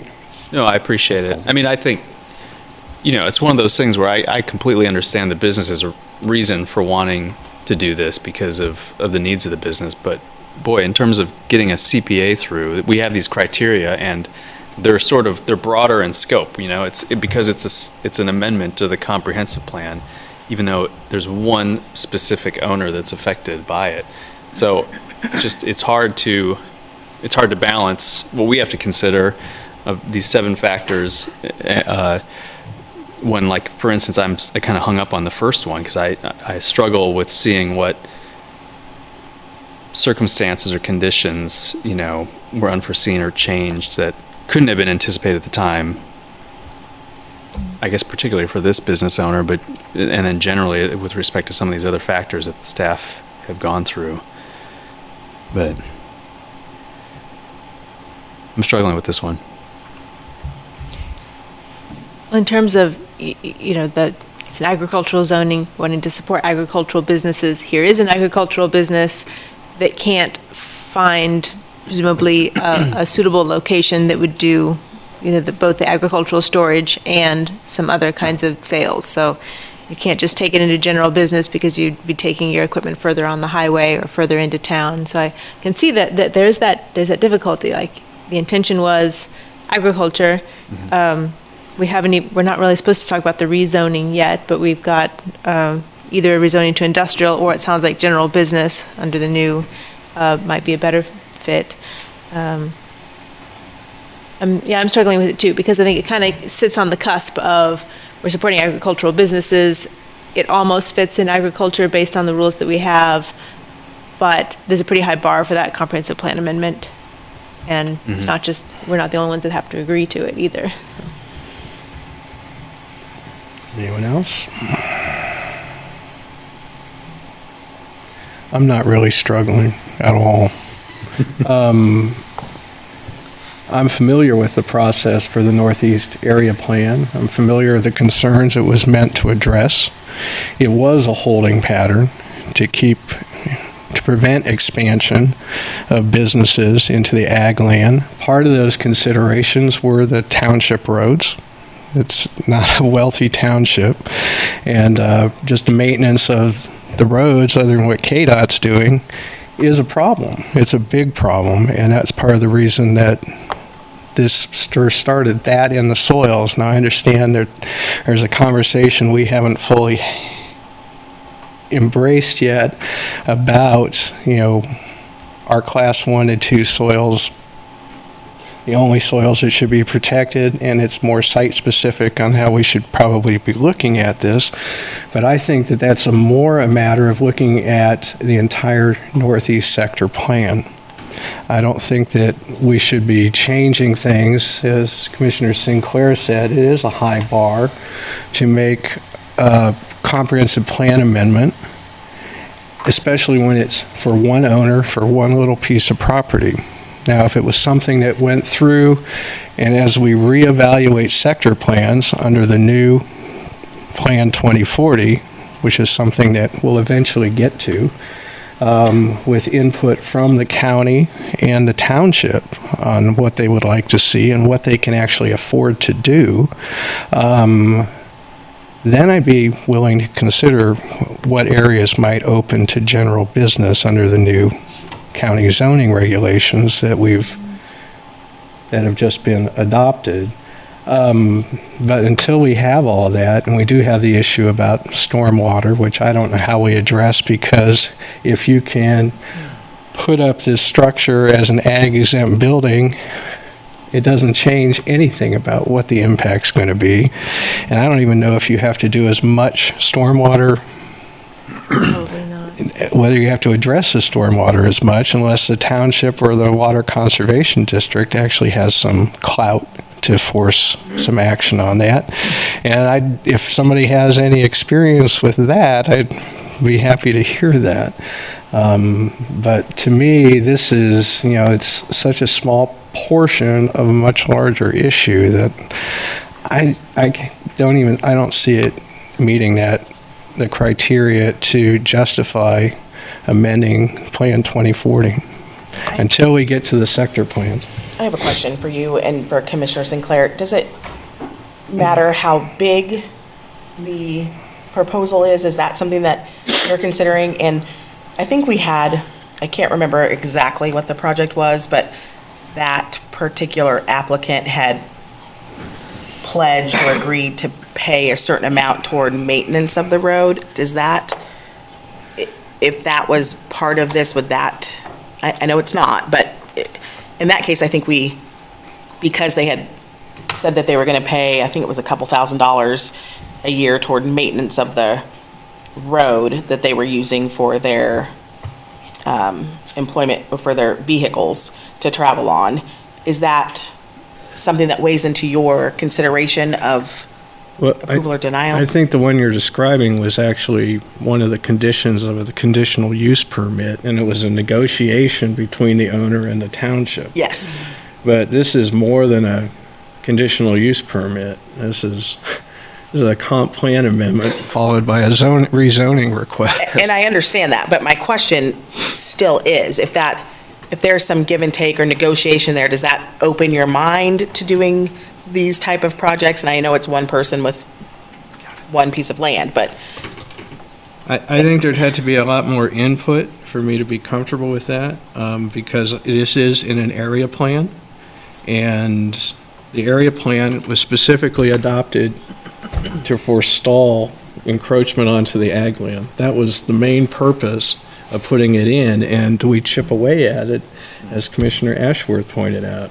Do we do incremental chipping away at the Northeast Area Plan with individual comp plan amendments for 10, 20, 50 acres at a time? Or do we address this as an entire sector plan, which is how it was set up? so what do you guys think? Can I make a quick clarification? We believe at this point, in very early conversations with Douglas County Zoning and Codes, that they have made the determination that if it was strictly the agriculture use, that it wouldn't necessarily be ag exempt, but it could qualify as accessory to the agriculture use, which would still require a site plan under the code. Okay, so they could do it without a plan amendment or a zoning change with a site plan? With none of the additional uses or prospective uses. Right. Simply for storage. As an accessory building. Agriculture. And that I'm okay with, but I'll make a comment about the roads. All of our township roads have just suffered with the last year and a half, 2 years that we've had of weather. And Grant Township more so because of just their soil conditions are in terrible shape. And that's not a reflection on anybody who's doing that work, just it's been quite a chore to keep up with. I don't believe I don't think it's usually the case that we ask businesses, especially agricultural businesses, to pay anything additional to use the roads or to maintain the roads. That's just part of the taxing authority for the township. In that special use permit, we did ask them to pay for dust palliative, and that is something that is done by residents particularly, but based on use. But that's an unusual, dust palliative is about the only time where you see that businesses or homeowners either ask to or are asked to participate in road maintenance. Otherwise, it's just based on the taxes from the township. And I would say in terms of it being not a wealthy township, in terms of road limiting businesses and business growth just is not the way to not. So if we want to have more money for roads, then developing businesses is one way to get to that point, and developing buildings that are taxed is also. So I just throw that out there as the road piece. I don't think we have any authority over that. And the community members that came and spoke about the roads, it's certainly a conversation you need to have with Grant Township about conditions. And I have driven up there, and they really are rough right now. Whether that... I think that's a component of the larger discussion of the entire sector plan. Really, I don't like doing it piecemeal. When do you propose having that discussion?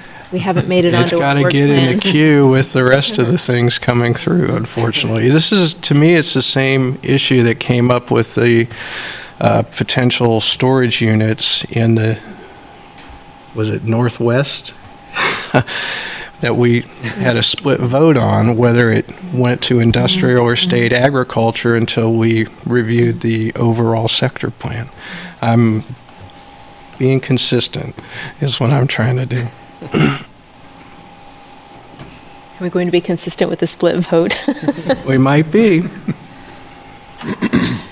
In which case, if it is a split vote, it stops here. So, the county can initiate something else if they like, and it can come back around to us, but it's with us first this time.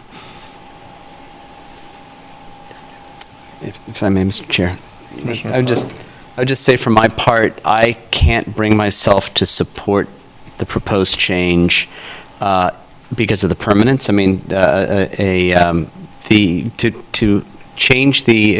amend the comprehensive plan, clearing the way for rezoning on behalf of one property owner. It's for one property owner, but it's a permanent change.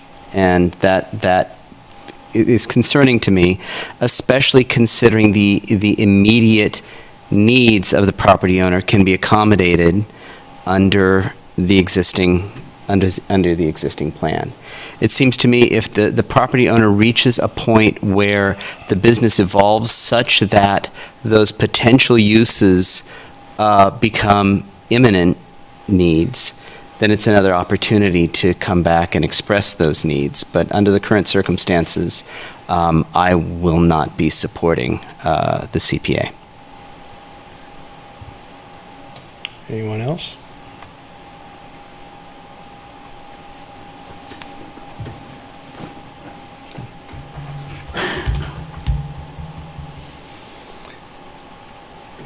Well, with that, Commissioner Struckoff? Yeah, I will not be supporting the CPA also. I appreciate the business. I'm a customer and have been in the past. I agree that it does not meet the bar. I appreciate the comments from the other commissioners who describe it as the high bar to meet. I don't believe it has met that. And for that reason, I also agree with the chair's comments that this is a discussion for a larger plan discussion. If we want to go that way. We have a lot of sector plans on our plate, on the work plan in the future, and this will be another one of them. For now, I don't believe this proposal has met the requirement. Any additional comments? Okay. Any motions? Staff has recommended denial, so I believe the motion would be to deny. Or we could have a motion to approve, either way.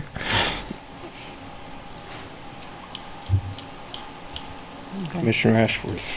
I move that we recommend denial of this comprehensive plan amendment to Plan 2040, Chapter 3D, Growth and Development, Industrial Map 3.3, and Chapter 8B, Specific Land Use Plans, Northeast Sector Plan. Make one change to that. We are approving or denying, period. We're not recommending. That is true. So the motion is to deny? To deny. Okay. Do I have a second? Second. Second by Commissioner Weaver. All those in favor of denial of the application for a change to the comprehensive plan? Well, is that a yes or a no? I didn't vote yes. You didn't vote yes. Okay, all those against that motion? Okay. All right. The comprehensive plan amendment is denied on a vote of 8-1. So that leaves one more item on the agenda, which is a zoning, which is actually rendered moot. Do we need to do a motion on this? No. No. Okay. So that's it.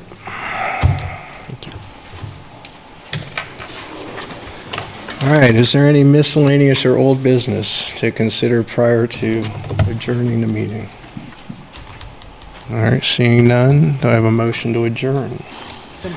Second. I easily get that motion in second. All those in favor of adjournment? All right, 9-0. We are adjourned.